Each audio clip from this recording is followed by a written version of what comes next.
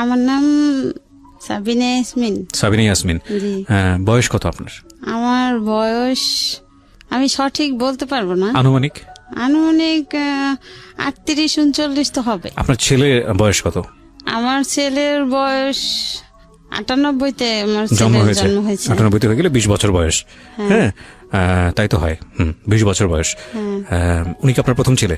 জি, এই আমার একমাত্র সন্তান। ছেলে। হ্যাঁ। কত বছর বয়সে আপনার বিয়ে হয়েছিল মনে আছে? আমার বিয়ে হয়েছে তখন আমি 6 থেকে 7 উঠছি। 6 থেকে 7 উঠছেন, তার মানে আপনার বয়স তখন সর্বোচ্চ হলে 12 থেকে 13। হ্যাঁ। তো 13 আর 20 তাহলে কত হলো? 33। কিন্তু আপনি বানিয়ে দিয়েছেন হচ্ছে 48। আপনার বয়স বেশি না, 38-40 আপনার বয়স বেশি না, আসলে 35 থেকে 36 বছর সর্বোচ্চ যদি হয়। হ্যাঁ। ওকে, সাবিনা বেগম আজকে জীবন গল্প বলতে এসেছেন এবং তার সঙ্গে তার ছেলে আছে, 20 বছরের ছেলে। বলেন আপনি আপনার গল্প কি, আমরা শুনতে চাই। প্রথমে আমি কিবরিয়া ভাইকে সালাম জানাই। জি, আমি কিবরিয়া ভাই, ওয়ালাইকুম আসসালাম। আমার অনেক 5-6 বছরের আশা যে আমি একটা অনুষ্ঠানে আসব, বা আপনার যে অন্য চ্যানেলে অনুষ্ঠান করছেন সেটা আমি সবসময় রেগুলার শুনতাম। আচ্ছা কিন্তু আমি অনেক নাম্বার দিয়ে আমি দিছি, কিন্তু আমার ভাগ্য হয় নাই। আচ্ছা। তো সেদিন এই গত সপ্তাহে আমি দেওয়ার পরে আমি পাইলাম, তো আমার ভাগ্য এখানে আসার ভাগ্য খুললো। তো আমার বাড়ি হচ্ছে বরিশালে, কাউইনা থানা। আর আমরা 10 ভাই বোন। বাবা মা নাই। বাবা কি করতেন? বাবা কৃষক ছিলেন। আমি 10 ভাই বোনের ছোট। তো আমার বাবা ছোটবেলায় মারা গেছে, আমার বাবার কথা মনে নেই। আচ্ছা। আর আমার মা ছিল, ওকে। আর ভাইয়েরা ছিল। তো ভাইয়েরা তো আমরা পিঠাপিঠি ভাই বোন, কেউ ইনকাম সোর্স ভালো ছিল না। আমার বাবার কিছু সম্পত্তি ছিল, এটুকুই যথেষ্ট। 10 ভাই বোনের মধ্যে আপনি ছোট সবার? হ্যাঁ, আমি সবার ছোট। আমি যখন 6 থেকে 7 উঠছি তখন আমার মেজো ভাইয়ের বউ, আমার ভাবি, তারই আত্মীয় আমার হাজবেন্ড। তো একদিন হঠাৎ করে আমার মাকে বলে যে ওকে বিয়ে দিলে ভালো ছেলে আছে। তো কোথায় ছেলে? আমারই ভাই ঢাকাতে বাড়ি টাড়ি আছে, এরকমের অবস্থা শান্তি ভালো। ও তো একটু চলাফেরা স্টাইলিস্ট করে, তাহলে ও ঢাকাতে মানাই থাকতে পারবে, ও ভালো হবে। ঢাকায় বাড়ি আছে এটা বলে? হ্যাঁ হ্যাঁ, আচ্ছা, ঢাকাতে বাড়ি আছে। তো এরপরে আমার ভাইয়েরা বলল যে ঠিক আছে, বিয়ে তো দিতে হবে, ঠিক আছে, যদি ভালো ছেলে হয় তাহলে দেখেন, আপনারও ননদ আর আমাদেরও বোন, তো ভালো হইলে দেখেন। আপনার যেহেতু আপনার জানাশোনা, আপনার মামাতো ভাই, তো আপনার চিনে পরিচয়। জি। বলছে হ্যাঁ ভালো, কিন্তু 2 ভাই আর 5 বোন, 1 বোন মারা গেছে, 4 বোন আছে, এ বড় ছেলে। আর বাবাও ভালো চাকরি করে, এয়ারপোর্টে চাকরি করে। তো এরপরে দেখাশোনা 1 সপ্তাহের ভিতরে আমাদের বিয়ে হয়। আচ্ছা। 1 সপ্তাহের ভিতরেই আমাকে এক শুক্রবার দেখতে যায়, পরের শুক্রবারে আমাকে বিয়ে হয়ে নিয়ে আসে, ঢাকাতেই নিয়ে আসে। তো যখন আমার বিয়ে হয়েছে তখন আমার মা ভালোই অনুষ্ঠান করে আমার মার সাধ্য সামর্থ্য যতটুকু হয়েছে দিছে। তো এদিকে আমার হাজবেন্ড কিছু করতো না, সে বেকার ছিল। আচ্ছা। তো আমাদের বিয়েটা হয়েছে এইভাবে যে আমার ননদের হাজবেন্ড এবং আমার ফুফাতো দেবর, তাকে দেখাইয়া বিয়েটা হয়েছে যে এই ছেলে আর এই কোম্পানিতে চাকরি করে। তখন চিত্রা একটা লোশন কোম্পানির ছিল, এখন আছে কিনা বলতে পারি না। তো বলছে এখানে চাকরি করে। তো আমার ভাইয়েরা যখন দেখতে আসছে, ছেলে দেখায় নাই, বলছে ও অফিসে চলে গেছে, ও তো নাই। তো এইভাবে ঘুরে ফিরে আইসা পড়ছে। তো আমার ভাবির উপরে ডিমান্ড করিয়া যে তাহলে তার যখন মামাতো ভাই তো ভালো, আমার তো বাবা নাই, ভাইরাও অতটা ইয়া করে না।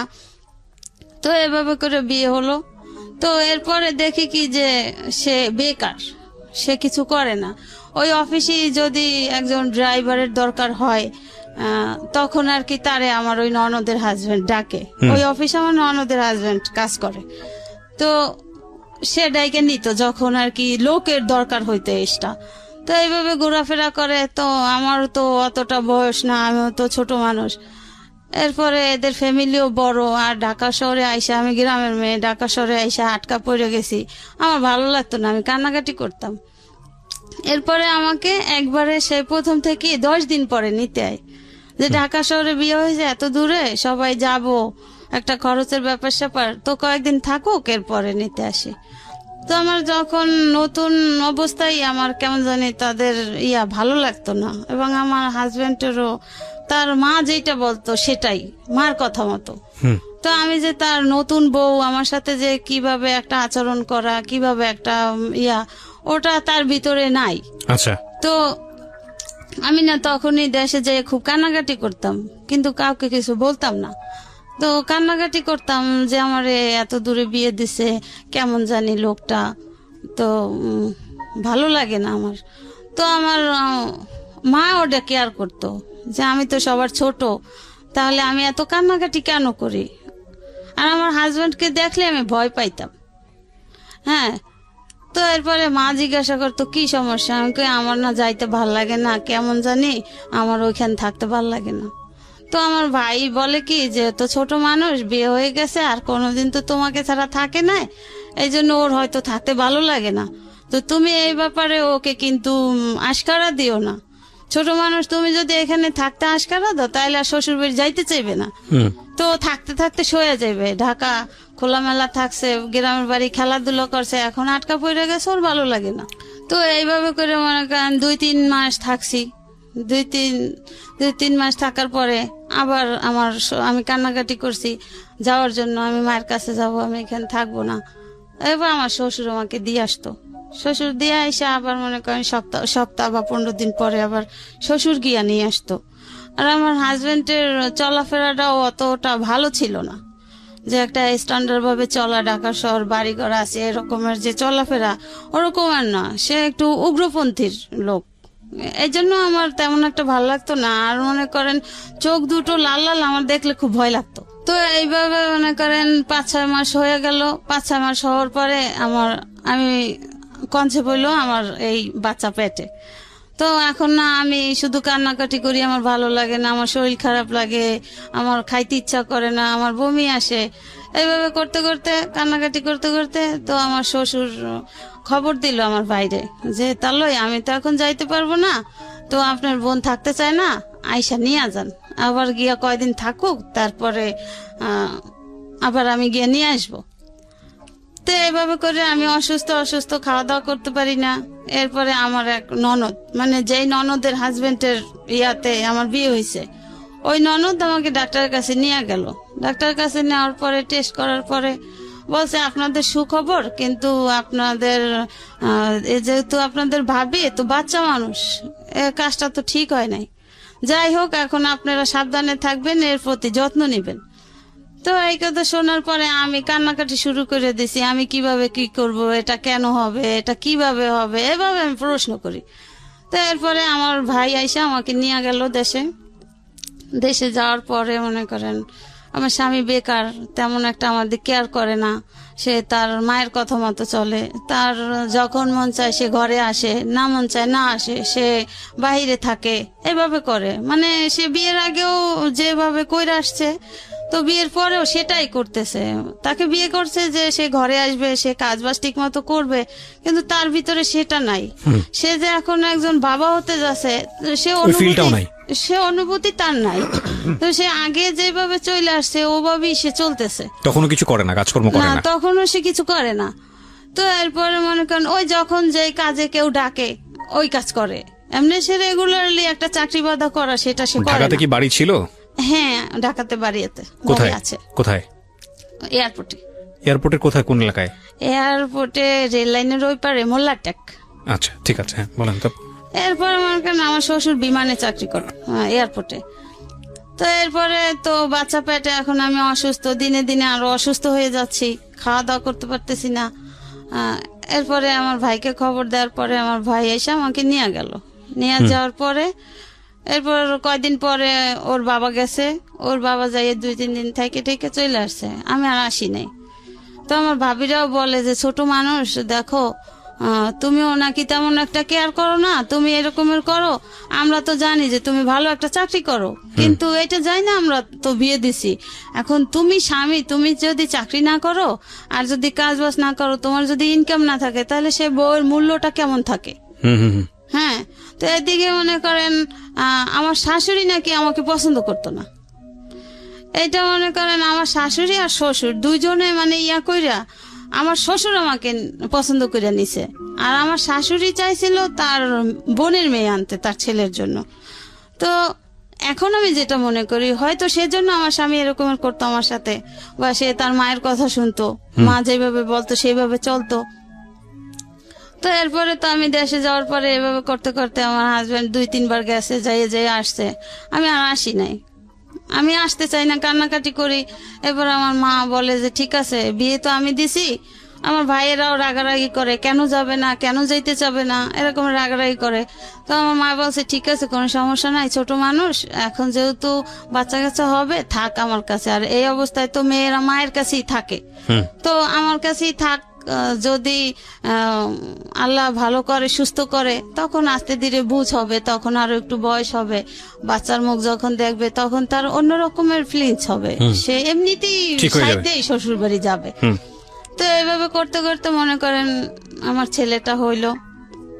এর ভিতরে আমার স্বামী মনে করেন যে যাইতো, কিন্তু আমার জন্য একটা সে লাল সুতাও নিয়ে যাইতো না, সে সম্পূর্ণ তার মায়ের পরামর্শ। যখন যা দরকার হইতো, একটা খাবার জিনিসের দরকার হইলে আমার শ্বশুর সেটা বহন করতো। তো এইভাবে মনে করেন এখন বাচ্চা হয়েছে, বাচ্চা ওর যখন 11 দিন বয়স, তখন আমার দেশের বাড়িতে, আমার শ্বশুর বাড়ি বরিশাল কাশীপুর, তো ওখানে আমার এক চাচা শ্বশুর থাকতো, আর এমনি চাস্তো চাচা আশেপাশে। তো ওর 11 দিন যখন বয়স, তখন ওই বাড়ির আমার এক চাচা শ্বশুর মারা যায়। তো মারা যাওয়ার পরে আমার হাজবেন্ড গিয়া আমাকে নিয়ে আসে যে আমার কাকা মারা গেছে, এখন তো তোমার যাইতে হবে। তো আমার মা ভাবি এরা বললো যে ঠিক আছে যাও, তুমি কান্নাকাটি করো না, তোমার যদি ভালো না লাগে তুমি বলবা, আমরা গিয়ে নিয়ে আসবো, যেই যাও আচ্ছা, একজনে গিয়ে নিয়ে আসবে, তো তুমি কান্নাকাটি করবা না। আর তোমার শ্বশুর যেহেতু তোমার সাথে আছে, তোমার কিসের ভয়, কিসের চিন্তা, যা কিছু দরকার হয় সে না দেয় না দেখ, তুমি তার কাছে বলবা। তো আর এখন তো বাচ্চা হয়েছে, এখন সে চেঞ্জ হয়ে যাবে, সমস্যা নাই, মানুষ একসময় এক রকমের থাকে না। তো এরপর মনে করেন সেই চাচা শ্বশুর দেশের বাড়ি গেলাম, যাওয়ার 2-3 দিন পর আমার হাজবেন্ডটি নিয়ে আসলো ঢাকাতে। ঢাকাতে নিয়ে আসলো, সেই একই আপনার বাচ্চার অবস্থা। তখন বয়স কত? মনে করেন 15 দিন হয়েছে। 15 দিন। নাম কি রাখলেন? ওই দিন নাম রাখা হয়েছে ওই সময়? হ্যাঁ, ওর জন্মের সাথে সাথে যখন আমার ভাইয়া ফোন কইরা বলছে, তারপরে ওর বাবা, ওর দাদা, ওর চাচাতো দাদা, তারা গেছে, তারাই নাম রাইখাছে। আমার দাদি, আমার শাশুড়ি নাকি ওর দাদি নাম রাখছে তানভীর হোসেন। তানভীর হোসেন, ওকে, হ্যাঁ, ঠিক আর আছে। আমার আম্মা রাখছে, ওর জন্ম হয়েছে রবিবার, এই জন্য ওর নাম রাখছে রবি। রবি, ঠিক আছে। তো আমার গেল, আমার তারপর? আম্মা রাখছে রবি। জি, তারপর? এরপরে তো আসলাম, আসার পরে ওই সেই একই অবস্থা। এদিকে আমিও তো মনে করেন ছোট মানুষ, ঘুমাইতে পারি না, আমারও অশান্তি লাগে। আপনার তখন 13-14 বছর বয়স যখন আপনার বিয়ে হয়েছে? হ্যাঁ হ্যাঁ। এখন মনে করেন আমার আর সংসারের কাজও আমার করতে হয়। ওই যে আমার শাশুড়ি যে আমাকে পছন্দ করতো না, ওইটা তো আমি বুঝতাম না যে সে আমাকে পছন্দ করতো না। তা আমাকে আনার পরে আমার শ্বশুর বলছিল যে তো আমার আরো কয়টা মেয়ে, 4টা মেয়ে আছে, আর তুমি একটা মেয়ে, আমার মেয়েদের থেকে তোমার বয়স কম, তুমি হয়তো সম্পর্কে বড় ভাবি, কিন্তু তোমার বয়স কম, আমি সেটা মানি। আপনি ওখানে গিয়ে রান্না বান্না করে ঘর সংসার করতেন? হ্যাঁ। কতজন মানুষের রান্না বান্না করতে হতো ওখানে? মনে করেন আমার 4টা ননদ, হ্যাঁ, তারপর ননদের হাজবেন্ড, তারপরে বড় ননদের 2টা বাচ্চা, সব মিলে কতজন? শ্বশুর শাশুড়ি, আমি, আমার হাজবেন্ড। এই সবগুলো মানুষের রান্না বান্না আপনার করতে হতো? হ্যাঁ, আমার করতে হতো। তখন 13-14 বছর বয়স, খেয়াল করবেন কিন্তু, বাচ্চা আছে একটা কোলে। হ্যাঁ, হ্যাঁ, তখন লাকড়ির চুলে রান্না করতে হতো। আচ্ছা। তো আমার জীবনে তো আমি মনে করেন দেশের বাড়ি থাকলেও আমি মায়ের ছোট, আবার ভাবিরা আছে, আমার তো কখনো কাজ করতে হতো না, আমি তো ঘুরতাম আর খাইতাম। জি। এরপরে মনে করেন যে ওই রান্না করতে হইতো, যে ওই যে কাঠের লাকড়ির চুলায় যে ভুসি গাদাইয়া রান্না করে না, হ্যাঁ। যে গুড়ি দিয়া, কাঠের গুড়ি, হ্যাঁ। ওগুলো তো আমি পারতাম না, তো ওগুলো আমার করতে হইতো। জি। আমি কেন রান্না বসাইতো, আমার 5 ঘন্টা আমার রান্না হইতো না, চুলো জ্বলতো না, আমি চুলো ফুগাইতে ফুগাইতে লাল হয়ে যেতাম। বুঝতে পেরেছি। আপনি গেলেন, তারপর গিয়ে দেখলেন আপনার হাজবেন্ড আগের মতোই? হ্যাঁ হ্যাঁ, আগের মতোই। তো এখন মনে করেন এখন আমার বাচ্চার দুধেও হয় না, এখন বাচ্চার আলগা খাবার খাওয়াইতে হবে। এখন আমার স্বামী তো ইনকাম করে না, কি করবে? এরপরে সব দায়িত্ব আমার শ্বশুরেরই। তো আমার শ্বশুরও মাঝে মাঝে আমার স্বামীকে রাগ করতো যে এখন বাচ্চা কাচ্চা হয়েছে, বিয়ে শাদী করাইছি, এখনো আমি তোরেও পালমো, তোর বউ পালমো, বাচ্চাও পালমো, হ্যাঁ যা তুই ঘর থেকে বের হয়ে যা। শ্বশুর এগুলো বলতো এটা? করতো আমার, হ্যাঁ শ্বশুর বলতো, এগুলো করতো আমার শাশুড়ির উপরে রাগ কইরা, যে তোকে ভালো বানানোর জন্য বিয়ে করছি, তোর মায়ের এগেনস্টে যাইয়া তোর মা যেটা চাইছে আমি সেটা করতে দেই নাই, তোর ভালোর জন্য। হ্যাঁ, আর তুই এখনো সেইটাই করো। তা আমি অনেক কষ্ট করে মনে করেন যখন বাচ্চাকে আলগা খাবার খাওয়াইতাম, আমার শ্বশুর তখন মিল্কভিটা দুধ ছিল, হ্যাঁ, এক প্যাকেট 1 পোয়া দুধ এনে দিলে আমার ননদরা সেটা হিসাব দিত যে এটা 2 দিন খাওয়াবেন। 1 পোয়া দুধ? 1 পোয়া দুধ ছোট বাচ্চাকে? হ্যাঁ, 2 দিন খাওয়াবেন। 1 পোয়া দুধ বেশি খাওয়ানো লাগে না, সুজি হয়। এরপর মনে করেন আমার স্বামীর কামাই না, সে ওই অবস্থায় চলতেছে যে তার যে একটা বাচ্চা হয়েছে, বাচ্চা চালাইতে হবে, তার ওরকমের কোনো ফিলিংস নাই।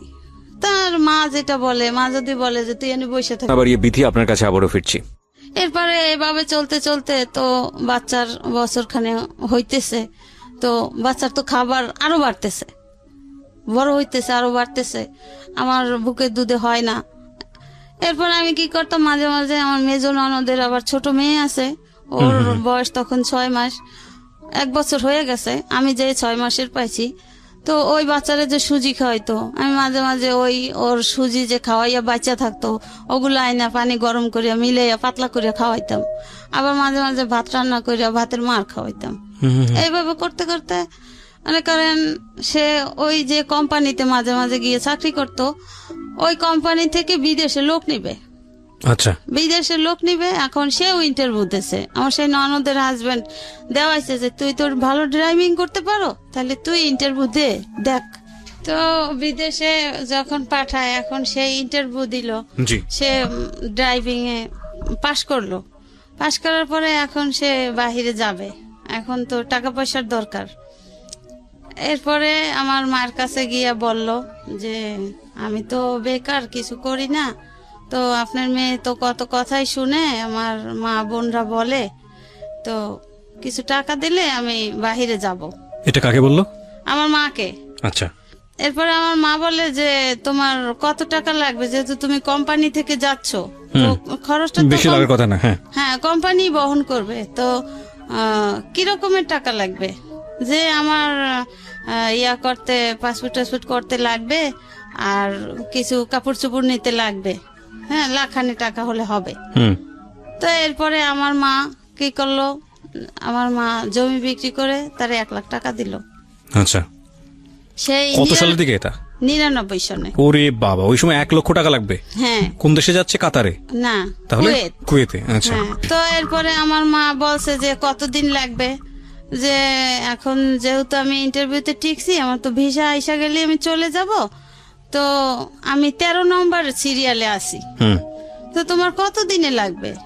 যেহেতু আমার এই পরিস্থিতি, আমার স্বামী কিছু করে না, আমার 1 পোয়া দুধ আমার সন্তানকে 2 দিন খাওয়াইতে হয়, তাহলে আমি কষ্টে আছি না, আরো তো কান্নাকাটি করি, থাকতে চাই না। এরপরে আমার মা বলে ঠিক আছে, তোমার ব্যবস্থা হয়ে যাবে, তুমি ওদিক দিয়ে ব্যবস্থা করো। আপনার বাবা বেঁচে নাই? না, আমার বাবা তো আমি বলতে গেলে দেখি নাই। হ্যাঁ। এরপরে আমার মা জমি বিক্রি করে, তারপরে আমার মামা একজন সৌদি ছিল বাহিরে, তার কাছ থেকে এভাবে করে 1 লাখ টাকা দিছে। ওকে, সে চলে গেছে কবে? বাচ্চার যেদিন 1 বছর বয়স, 18 তারিখে, সে অক্টোবরের 19 তারিখে সকালে তার ফ্লাইট, রাত্র 4টে উঠে সে চলে গেছে। এরপরে এখন আমার শাশুড়ি খুশি যে তার ছেলে নাই, এখন আমি একা। তো সে আমাকে অনেক নির্যাতন করত, কিন্তু আমার শাশুড়ি নিজে করতো না, সে করাইতো তার যে মেয়েরা আছে না, নাতিরা আছে না, ওদেরকে দিয়া।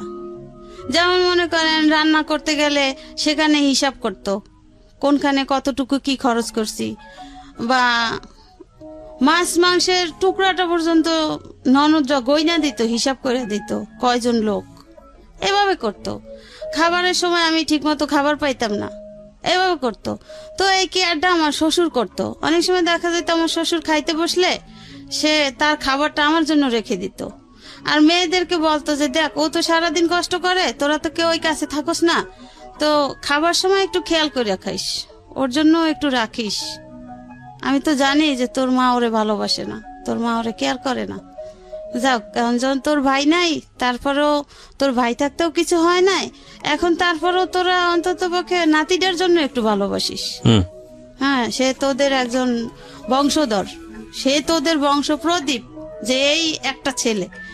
তো আমার শ্বশুর এভাবে কেয়ার করতো, কিন্তু আমার শাশুড়ির দিনের দিন ওই অত্যাচারের মাত্রাটা বেড়েই যায়, কমে আর না। হুম এরপরে মনে করেন আমার স্বামী গেছে 2-1 মাসে, আর টাকা টুকা পাঠায় নাই, গেল। এরপরে টাকা টুকা পাঠাইলে তার বাবার নামে পাঠাইতো। আচ্ছা আর যাওয়ার সময় তার মা বইলে দিছে যে বউ যদি এখানে রাখতে চাও, বউ যদি এখানে থাকতে চায়, তাহলে আমি মা যেই কথা বলি সেই কথা কানে রেখে চললো, বউকে কখনো টাকা পয়সা দিব না, যা দরকার হয় আমি আছি, তোমার বাপ আছে। জি হ্যাঁ, তো কিবরিয়া ভাই আরেকটা কথা, যে বাচ্চা যখন হয়েছে বাবা তো সন্তানকে কিছু দিতে পারে। তো প্রথম ঈদ বাচ্চা হওয়ার পরে তো আমি বলি কি যে তোমার ছেলে, তুমি কি কিছু দিবা না ছেলেকে, ঈদ আসছে। এখন কিছু বলে না, কিছু না বলে তো আমি তো তারা জ্বালাই রয়েছি যে কালকে ঈদ, তুমি আমার ছেলের জন্য কিছু আনলা না যে কেন। এখন আমাকে বলে কি, একটা নিঃশ্বাস ফেলায় বলে যে তুমি যা বলো, আমি যদি তোমার ছেলেকে কিছু আইনা দিই তা ঘরে অশান্তি হবে, শান্তি হবে না। আমি তো অশান্তিতে আছি, আমার আর শান্তি কোথায়? তোমার সন্তানকে তুমি দিলে অশান্তি হবে, এইটা কেমন কথা? এটা কি মানে বিদেশ যাওয়ার পরে? বিদেশে যাওয়ার আগে। আচ্ছা হ্যাঁ, যাওয়ার আগে। এরপরে সে একটা জামা নিয়ে আসছে, ওখানে কাছে মার্কেট, সন্ধ্যার পরে একটা জামা নিয়ে আসছে, যেমন কালকে সকালে ঈদ, আজকে সন্ধ্যার পরে একটা জামা নিয়ে আসছে। তারও মন চায় যে তার সন্তানকে একটু কিছু দেখ, কিন্তু মায়ের ভয়ে দিতে পারতেছে না। আচ্ছা, এখন ওই শার্টটা কিনে নিয়ে আসার পরে আমার শাশুড়ি দেখেই আইনা তার মায়ের হাতে দিছে, আম্মা আমি এইটা আনছি ওর জন্য, আমার ছেলের জন্য। তুই টাকা কোথায় পাইছো? তুই যে কাজ করো না, তুই টাকা কোথায় পাইছো? কার কাছ থেকে ধার করছো? ধার করে আনো আর যা করো, আমি কিন্তু দিতে পারবো না, আমার কাছে জানি কেউ আসে না, এইভাবে কথা। এখন আমারে বলে যে দেখছো, আমি কিন্তু কাজ করছি, রঙের কাজ করছি। সে তো এইখানে সেইখানে যখন যেটা পাইতো ওইটা করতো, যখন যে ডাকতো। যে আমি তখন জিজ্ঞাসা করছি যে আসলে আপনি টাকা কোথায় পেয়েছেন? কয় আমি কাজ কইরা রাখছি, একটা শার্ট আর কত টাকা, 100-150 টাকা। যাই হোক, এরপর আমার শ্বশুর বলে কি, মানে আমার শাশুড়ির জ্বালায় বলে তোর আনার দরকার কি ছিল, আমি আছি না, আমি তো আইনা দেবো, আমার একটা নাতি, আমি কি আইনা দেবো না? আমি তো আইনা দেবো, আমি তো আইনা দিছি, তোর আনার দরকার কি? তুই আইনা এখন বউরে এত কথা কেন শুনো? হ্যাঁ, সে আর কিছু বলে নাই। সে আমাকে বলে দেখো, এই আমার মায়ের কথাগুলো তোমার জন্য শুনছি, তুমি চিল্লাচিল্লি করছো বিদে আমি শার্টটা আইনা দিছি, দেখছো যে আমি শার্টটা আইনা, আমার সন্তান, আমি শার্টটা আইনা দিয়ে আমার কত অপরাধ হয়েছে। তো কিবরিয়া ভাই, এই যে বিয়ের যে 2-3 বছর হয়ে গেছে বা যতদিনই হোক বয়স, আমার স্বামী কিন্তু আমাকে একটা সুতাও কিনে দিত না। হ্যাঁ, এরপরে তো গেছে, এখন তার ভিসা আসছে, সে গেছে বাহিরে, সে কখনো আমাকে টাকা দিত না। তার মা যদি বলতো যে হ্যাঁ টাকা লাগবে, টাকা দাও, তাহলে টাকা দিত তার বাবার কাছে, তার বাবা আইনা তার মাকে দিত, তার মা যখন যা লাগতো যেতটুকু পরিমাণ তার কমে সময়টা ওভার করে কিনা দিত, এইভাবে চলতো। আর ওর দাদা মনে করেন মাঝে মাঝে চুপি চুপি দুধ টুধ আইনা দিত, তাদের দেখাইয়া দিত। সে বুঝতো যে এতে তো হয় না, যেভাবে আমার স্ত্রী মেয়েরা হিসাব করে, তো ও কোথায় যাবে, তো সে আইনা দিত। এভাবে করে মনে করেন ছেলে আস্তে আস্তে বড় হইল। সেই যে 99-তে গেছে, অক্টোবরের 19 তারিখে, সে 3 সালে আসছে। 3 সালে আসছে, সে ওইখানে গেছে আপনার ক্যাপিটিসিটি কোম্পানিতে। তো বেতন টেতন যা পাইতো সে নিজে চলতো, আর কিছু কিছু পাঠাইতো বাবার কাছে। আমার কোনো অ্যাকাউন্ট ছিল না, সে আজও পর্যন্ত কোনো অ্যাকাউন্ট আমার নামে করে নাই কখনো। তো ওই টাকা মায়ের কাছে পাঠাইতো। এদিকে মনে করেন আমার বাচ্চার বয়স 5-6 বছর হয়ে গেছে, সে ওই যে 3 সালে গেছে আর আসে নাই। 3 সালে গেছে, 3 সালে যখন আসছে, আসার পরে মনে করেন সে যেদিন আসছে তখন তো বাচ্চা ছোট, 2-2.5 বছরের। তখন ওই ওর ফুফাতো ভাই বোন ওর বাবাকে মামা ডাকতো, ও মামা ডাকতো।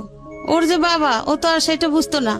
ওরে বললো ওই যে সবাই মামা ডাকে, ওই যে আপুরা ভাইয়ারা মামা ডাকে, আমারও মামা। ঠিক আছে, তুমি যদি মামা ডাকে ভালো মনে করো ডাকো, যখন বুঝবা তখন বাবা ডাকবা। এরপরে কি স্যার, আমার স্বামী 3 সালে আসরে আজানের পরে আসছে, সন্ধ্যার আগে আগে, মানে বিদেশ থেকে। হ্যাঁ। কত বছর পরে? ওই যে 99-তে গেছে 4 বছর পর। আর 3 সালে আসছে। হুম।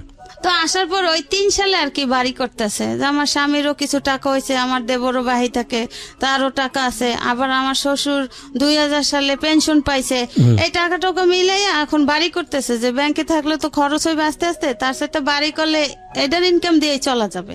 তো এইভাবে 3 বাপুতে মিলে জিলা বাড়ি করতেছে। তখন ওর বাবা এসে 3 তলার ছাদ দিছে। তো যেদিন ভাই আসছে সেদিন সারা রাত্র আমার শাশুড়ি আমার স্বামীর আমার কাছে আসতে দেয় নাই, সে ছাদে রাখছে। বাড়ির কাজ চলতেছে, রড পাহারা দিতে, রড চুরি হয়ে যায় এই জন্য। তা আমি তো ছেলে নিয়ে ঘুম, আমি আর বুঝতাম না যে আমার শাশুড়ি যে আগেও চায় না যে আমাদের স্বামী স্ত্রীর মিল থাকুক বা আমরা ভালো একটা হ্যাপি জীবন যাপন করি, ওটা সে কখনো চায় নাই। ওই যে তার স্বামীর সাথে সে বলছে যে আমি শান্তিতে থাকতে দেব না, সে তার জিতটাই বহল। তা আমি তো আমার তার অত দূর বোঝার মতো বয়স হয় নাই, আমার তো অত দূর বোঝার ক্ষমতা নেই। তো এরপরে আমার যাক ভালো কথা, আমার শাশুড়ি যেটা বলে ওতেই আমি খুশি। কিন্তু এদিকে মনে করেন এত বড় সংসারে সম্পূর্ণ কাজ আমার করতে হয়। এর ভিতরে আমার শ্বশুর আমাকে হেল্প করে, মাঝে মাঝে সে থালাবাটি ধুইয়া দেয়, সে একটা কাজ কইরা দেয়, ঘরে দেখলো ময়লা সে নিজে ঝাড়ু দিয়ে দেয়। এইভাবে আমার শ্বশুর মারা গেছে, সে নাই। এরপরে মনে করেন আসলো, এখন রাতটা তো ওভাবে গেল, সে সারা রাত্র নিয়ে মা ভাই বোন মা সবাই গল্প করলো। হ্যাঁ, আমি তো রাতের বেলা উঠে উঠে কিছুক্ষণ পর পর দেখি সে এখনো রুমে আসে নাই। ঠিক আছে, সে তার মায়ের সাথে গল্প করে করুক, আমি আমার ছেলে নিয়ে ঘুমাই আছি। তো এরপরে এখন দেখা যায় কি যে ওই দিনের বেলাও যে মনে করেন আমার হাজবেন্ড আমার কাছে আসলে যে তার একটা ভালো লাগা, ওই জিনিসটা আমার শাশুড়ি সহ্য হয় না। তখনই সে ডাকাডাকি শুরু করে দেয়, হ্যাঁ এই কাজটা কর ওই কাজটা কর, বোর কোনো কাজ নাই, রুমে যাইয়ে ঢুকছো, এই করছো সেই করছো।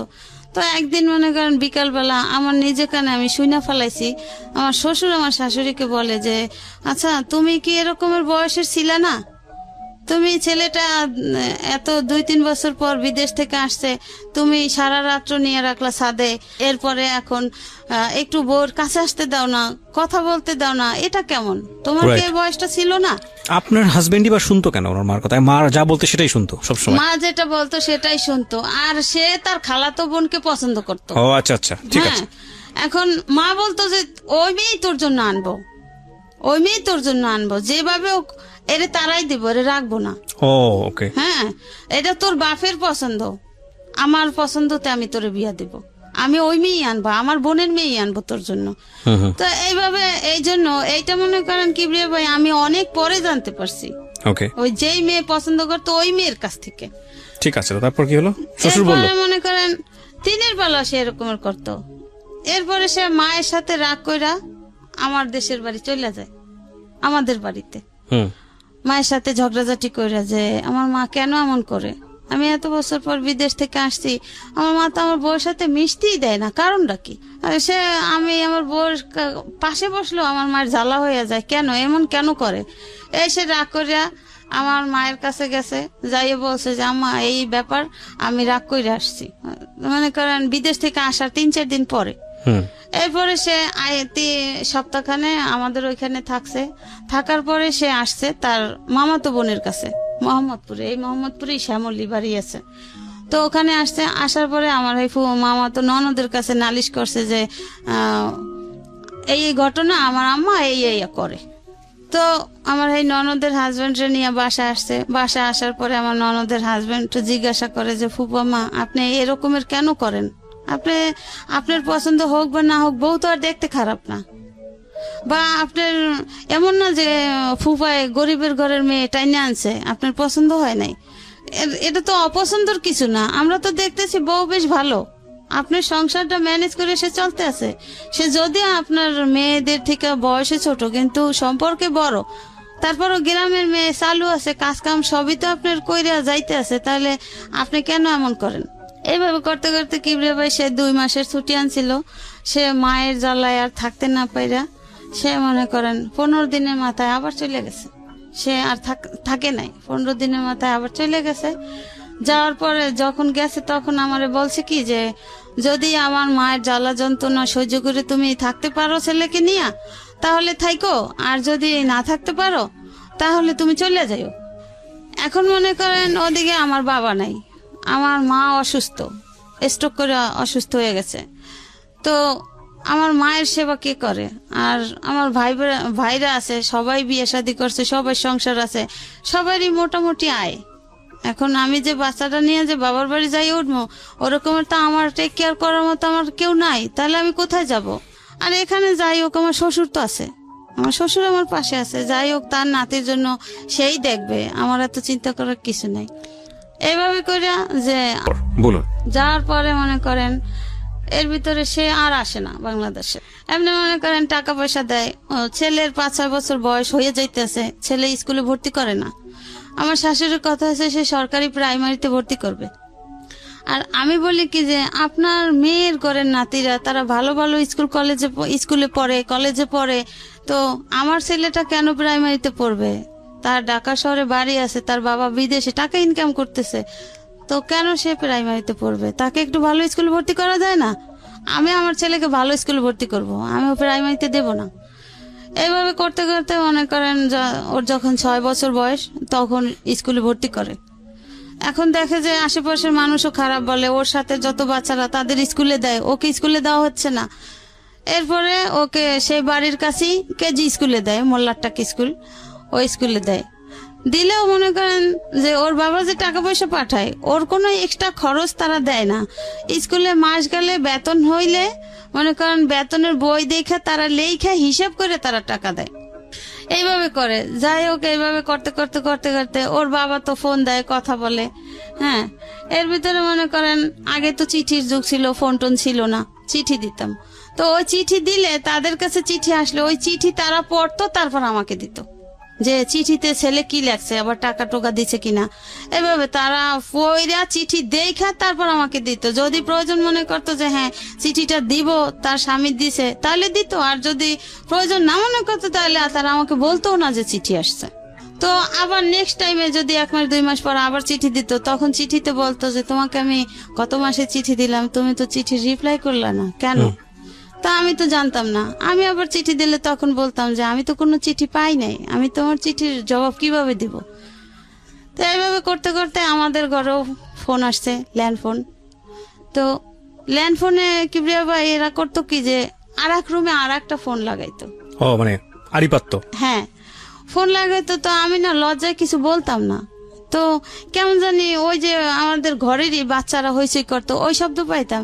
তা আমি বলতাম কি, আচ্ছা আমি আপনি করে বলতাম, তো আপনি তো বিদেশে গেছেন সেই কত বছর হয়েছে আর আসেন না, তাহলে কি আপনি ওখানে বিয়ে টি করছেন নাকি? এই যে বাচ্চাদের হইচই শোনা যায়, তাহলে ওখানে আপনার বাচ্চারা আছে চেঁচামেচি করতেছে। তা হাইসা দিত, বলতো যা পাগল কি বলো? আমাকে হ্যাঁ এই যে বাচ্চাদের শব্দ হয়। না হয়তো তোমার ওখানে হয়তো ওরা মানে বাচ্চা শব্দটা আপনার ফোনে চলে আসতো, পাস হইতো, ওই যে পাশ থেকে আড়িপাত্র। হ্যাঁ, বুঝতে পেরেছি। তো এর ভিতরে একদিন আমি আর ওইটা বুঝতাম না, ওই বাচ্চাদের চেঁচামেচি ওইটাই শুনতাম, তারে প্রশ্ন করতাম, আমি আর কিছু বলতাম না। এরপরে আমার এক ভাগ্নি বলে যে মামি তুমি মামার সাথে কি বলো, আমার আম্মু খালামণিরা সব শোনে। কোথায় শোনে? কেন? ওই যে ওই রুমে ফোন আছে না, মামা ফোন দিলে আম্মু খালামণি আমরা সবাই শুনি তুমি কি বলো। ও ইটস ভেরি ব্যাড। তো এইভাবে করতো। তো এই কথা আমি শোনার পরে আমি আর কিছু বলতাম না। আবার ওই মেয়ে বলছে কি মামি আম্মুকে বললো না, তাহলে আমাকে মাইর দিবে। ঠিক আছে, বাচ্চা মানুষ বলছে, আমি তো জানতে পারলাম কথাটা। তো এরপরে ফোন দিলে আমি না কিছু বলতাম না, চুপ করে দাঁড়াই থাকতাম। তো বলতে কি ব্যাপার, কিছু কথা বলছো না যে? আমি বলছি কি বলবো আপনিই বলেন, আমি শুনি, আমার কিছু বলার নাই। তো এইভাবে করতে করতে হয়তো বা সে বুঝতে পারছে যে হয়তো কোনো সমস্যা, যে কোনো কথার জবাব দেয় না। সে বলে আমাকে বলতে, তার কিছু বলার নাই। আমি ওই যতদিন চিঠি দিতাম ওই চিঠিতে বলতাম, কিছু কিছু বলতাম যে এই সমস্যা, সব সময় তো মানুষ একরকমের থাকে না, তো চেঞ্জ হওয়া তো দরকার, ছেলের দিক তো কেয়ার করা উচিত। আমি আর কত কথা শুনবো? আমি আর তোমার ঘরের কাজের লোকের মতো কাজ আমি কতদিন করব? আমি তো তোমার স্ত্রী, আমার তো একটা সম্মান আছে, তোমার বাড়ি আছে, ঘর আছে, টাকা আছে, পয়সা আছে, আমি কেন এমন থাকবো? আমাকে তো তোমার এভাবে রাখা উচিত না। আমি চিঠিতে এইভাবে বলতাম, কিন্তু ফোনে আর কিছু বলতাম না। এরপরে যখন মোবাইলের যুগ আসলো, সে তো আর বাংলাদেশে আসে না। তো তার বাবা সবসময় বলতো যে তুমি আসো না কেন, আসো, বিয়ে শাদী কইরা গেছো, একটা বাচ্চা আছে, বাচ্চাও তো দেখার দরকার আছে, বা বউ রাইখা গেছো, এভাবে কি মানুষ বিদেশে থাকে? আসো, আইসা বেড়াই যাও, ঘুরে যাও, ছেলেকে দেখা যাও। হ্যাঁ, এইভাবে বলতো। আর আমার শাশুড়ি ফোনে কথা বললে বলতো কি, তুই বাংলাদেশে আসবি না, তোর ওখানে কি কোনো কিছুর অভাব আছে? তুই বাংলাদেশে এসে কি করবি? তোর বাংলাদেশে আসার দরকার নাই, তোর বউ বাচ্চা ভালো আছে, আমি আছি না, তোর বাপে আছে না, তোর আসার দরকার নেই। তো এইভাবে করতে করতে সে 8-9 বছর হয়ে গেছে, সে বাংলাদেশে আসে না। 8-9 বছর? হ্যাঁ, যখনই আমি বলি কি ব্যাপার, তোমার ছেলে বড় হয়েছে, তো তুমি কবে আসবা বাংলাদেশে? তো এভাবে কি এক ছেলেই থাকবে? এটার কি কোনো ভরসা? দেখতে কি ইচ্ছা করে না? এটা কেমন জীবন? আমি এইভাবে বলতাম, বলতে হ্যাঁ আসবো আসবো, এই বছর না, আগামী বছর আসবো। আর যখন ওর মার সাথে ওর বাবা বলতো আসতে, কিন্তু ওর মা বলতো আসার দরকার নেই, আসবি না তুই, আমি তোরে বলছি তুই আসবি না। তার মানে এইভাবে থাকতে থাকতে বউ একসময় চলে যাবে, বউ থাকবে না। ও ওকে। আমার শাশুড়ির চিন্তাধারা এটা। হুম। তো আমার চিন্তা হয়েছে যে আমার তো ছেলে আছে, আমি আমার সন্তান ফেলাই কোথায় যাব? আর আমার বাবার বাড়ি তো বাবা মাও অসুস্থ, বাবা নাই, আমি কার কাছে যাব? ভাবিদের কথা কেন শুনবো? তার সাথে বরং স্বামীর বাড়ি আছি, ভালোই আছি, সবাই জানে আমি ঢাকা শহরে ভালোই আছি, কিন্তু আমার ফ্যামিলিগত কিভাবে আছি, আমার অন্তরে কতটা সুখ আছে, সেটা তো আমি অন্তর জানে আর আল্লাহ জানে। তো এইভাবে করতে করতে মনে করেন এই দেখে যে আমি ফোনে কথা বলতে পারি না, ফোনে কথা বলি না। এরপরে সে আমাকে একটা মোবাইল দিবে, মোবাইলের যুগ যখন আসছে। এরপরে এখন ওর মা বলে কি যে না, মোবাইল দিবি না, তুই মোবাইল দিবি আর তুই ওই ফোনে টাকা খরচ করে বললাগে হারা রাত দিন কথা বলবি, বললাগে কথা বলার দরকার নেই। কি কথা বলবি? ফোনে কথা বলো না। তখন সে বলে কি যে ও তো ফোনে কোনো কথাই বলে না, তাই আমি কি করবো? ওর সাথে তো আমার কথা বলতে ইচ্ছা করে, আমার ছেলের সাথে তো আমার কথা বলতে ইচ্ছা করে। এরপরে কি ভেবে আমাকে একটা ফোন দেয়, ওই যে কালো নোকিয়া মোবাইলগুলা যখন বের হয়েছিল, একটা ফোন সে পাঠায় দেয়, তার ওইখান থেকে একটা লোক আসে, সে ওই লোকের মাধ্যমে সিম টিম কিনা সে পাঠায় দেয়, ওকে কইরা দেয় যে আমার যে কিনতে না হয় বা ফোনটা অফ না থাকে, এভাবে কইরা। তো এভাবে করে মনে করেন আমি তখন মোবাইল চালানো বুঝি না। হ্যাঁ, তো ওই ফোনটা নিয়ে আমার ননদের মেয়ে ব্যবহার করতো। ওকে। ও ননদের মেয়ে ব্যবহার করতো, বা রাত বিরাত সবসময় ওর কাছেই ফোনটা থাকতো। ম্যাক্সিমাম ভাগে যদি ওর বাবা ফোন দিত তাহলে ফোনটা রিসিভ করতো ভাগ্নি। তো ওই ফোনে মনে করেন সে মেয়ে কলেজে পড়ে, ভার্সিটিতে পড়ে, সে মেয়ে আমার ফোনে কথা বলে বিভিন্ন রকমের ছেলেদের সাথে। তা আমি তো ওগুলা আমি মনে করি ও ভাগ্নে, ওর মোবাইল নাই, ঠিক আছে, আমার তোর মোবাইলের প্রয়োজন হয় না, ওর মামা ফোন দিলে তো আমাকে দিবি। তো এরপর আমাকে একদিন বকাঝকা করে ওর বাবা যে ফোনটা দিছি আমি আমার প্রয়োজনে তোমার সাথে কথা বলার জন্য, যখনই আমি রাতের বেলা ফোন দেই তখনই আমি তোমার ফোন পাই ওয়েটিং, আর ফোন পাই ভাগ্নির কাছে, কেন? আমি বলছি যে দেখো আমি তো ফোন চালাইতে পারি না, আমি তো বুঝি না, আর ফোনটা তো ওর তো ফোন নাই, ও আমার ফোনটা ও ব্যবহার করে, তাহলে সমস্যা কি? কোনো সমস্যা তো নাই, ফোন দিলে তখন তো ওর কাছে থাকলে অবশ্যই আমাকে দিবে যে তুমি ফোন দিছো। তো ও ঘুমাইতো এক রুমে, আমি ঘুমাইতাম আর এক রুমে। এরপরে ওরা একদিন বলি কি যে লিসা, তোমার মামা এরকম আমার রাগারাগি করছে, ফোনটা যেহেতু তোমার কাছে থাকে, থাকুক ভালো কথা, তুমি এখন থেকে আমার কাছে ঘুমাইও, আমার কাছে ঘুমাইলে তো ফোনটা তো যখন তোমার মামা ফোন দেবে তখন নাইলে আমি কথা বললাম, আর সারাক্ষণ তোমার কাছে থাকলো, কোনো সমস্যা নেই। এরপরে ভাইয়া এখন তো ফোন দিলে ঠিকই ও আমার কাছে ঘুমায়, আমার সাথে কথা বলে, কিন্তু আমি তো টের পাই যে ওই মেয়ে কথা বলে। এখন আমার তো কিছু করার নাই, যেহেতু আমি আমার স্বামী তো আর আমার অতটা কেয়ারিং না, আমি তাদের বাধ্য স্বীকারোক্তি, আমি তাদের কথা মতো আমার চলতে হয়। জি, ভালো কথা। এরপরে মনে করেন আস্তে আস্তে আমার শ্বশুর এক সময় অসুস্থ হয়ে যায়, সে ক্যান্সারে আক্রান্ত হয়, তার 3-4 বার করে অপারেশন হয়। এরপরে সে এখন বলতে গেলে তাকে বলা হয় যে তোমার বাবা অসুস্থ, তুমি আসো, যে বাবাও রিকোয়েস্ট করে, কিন্তু সে আসে না, কিন্তু তার মা তাকে পারমিশন দিচ্ছে না যে সে আসবে। আমি বলি যে দেখো মইরা গেলে হয়তো আর কোনোদিন দেখবা না, হ্যাঁ অন্তত আইসা যাও, একবার আইসা গেলেও তো বাবারে দেখে গেলে, এরপরে মরিয়া গেলেও আফসোস থাকবে না, কিন্তু সে তো আফসোস করে, আসো। এদিকে ছেলেও মনে করেন 5 পাস করিয়া ফেলাইছে, 6-এ পড়ে। ওরে বাবা, সে তো বাবাকে দেখতে চায়। হ্যাঁ, ছেলে তো মনে করেন ওই যে 2.5 বছর রাইখা গেছে ছেলে 3 সালে, ওই যে মা এরকম করছে দেখে 15 দিন থাইকা চলে গেছে, তখন তো বইলে গেছে আমি আর আসবো না, যদি পারি নিয়ে যাবো বউ বাচ্চা, না তার আসবো না। হ্যাঁ, এই অবস্থা। ঠিক আছে, ভালো কথা। এখন তারে ফোনের পর ফোন করা হয়, সে আসে না। না আসাতে আমাকে বলে কি যে এই তো আমি আগামী মাসের 15 তারিখ আসতেছি। আমি তো মহা খুশি, সবাই খুশি, আসতেছে, ভালো কথা। সে আসে না। না আসাতে ওদিন লাস্ট ডেট মনে করেন ডিসেম্বর মাসে, 11 সালের ডিসেম্বর মাস, তো আসার কথা, আসে নাই।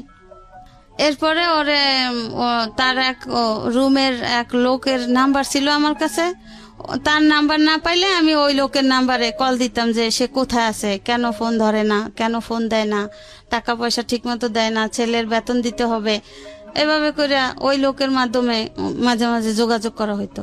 তো এখন হ্যাঁ ওর বাবার ফোনে ফোন দিতে আসি, কিন্তু ফোন বন্ধ। কি ব্যাপার, তাহলে সে আসার কথা বললো, সে কি কোনো পথে ঘাটে অ্যাক্সিডেন্ট হলো না কি হলো, একটা টেনশন না, যে তারিখ দেওয়া যে এই তারিখে সে আসতেছে। এরপরে সে আসতেছে না। এখন আমার ননদের হাজবেন্ড বলে কি যে আপনার কাছে কি অন্য কারোর নাম্বার আছে? আমি বলছি কি হ্যাঁ, তার এই রুমের একজন লোক আছে, তার নাম রশিদ, তার নাম্বার আছে। আমি তো মাঝে মাঝে তারে না পাইলে এই নাম্বারে কথা বলি, তার কাছে জিজ্ঞাসা করি, খোঁজ খবর নেই। এরপরে ঠিক আছে নাম্বারটা দেন। এই নাম্বারটা দিলাম সেই 12 সালে ফেব্রুয়ারি মাসে। আচ্ছা। সে এরপর আমার ননদের হাজবেন্ড ফোন দিল ওই লোকের কাছে ফোন দিল। তখন আমার হাজবেন্ড রুমেই আছে, একই রুমে আছে। ওই যে সে আসার কথা তারিখ দিছে, সে আসে নাই, তো না আসাতে এখন বকাঝকা করবে না, রাগ করবে না, এই জন্য সে আর ফোন ধরে নাই।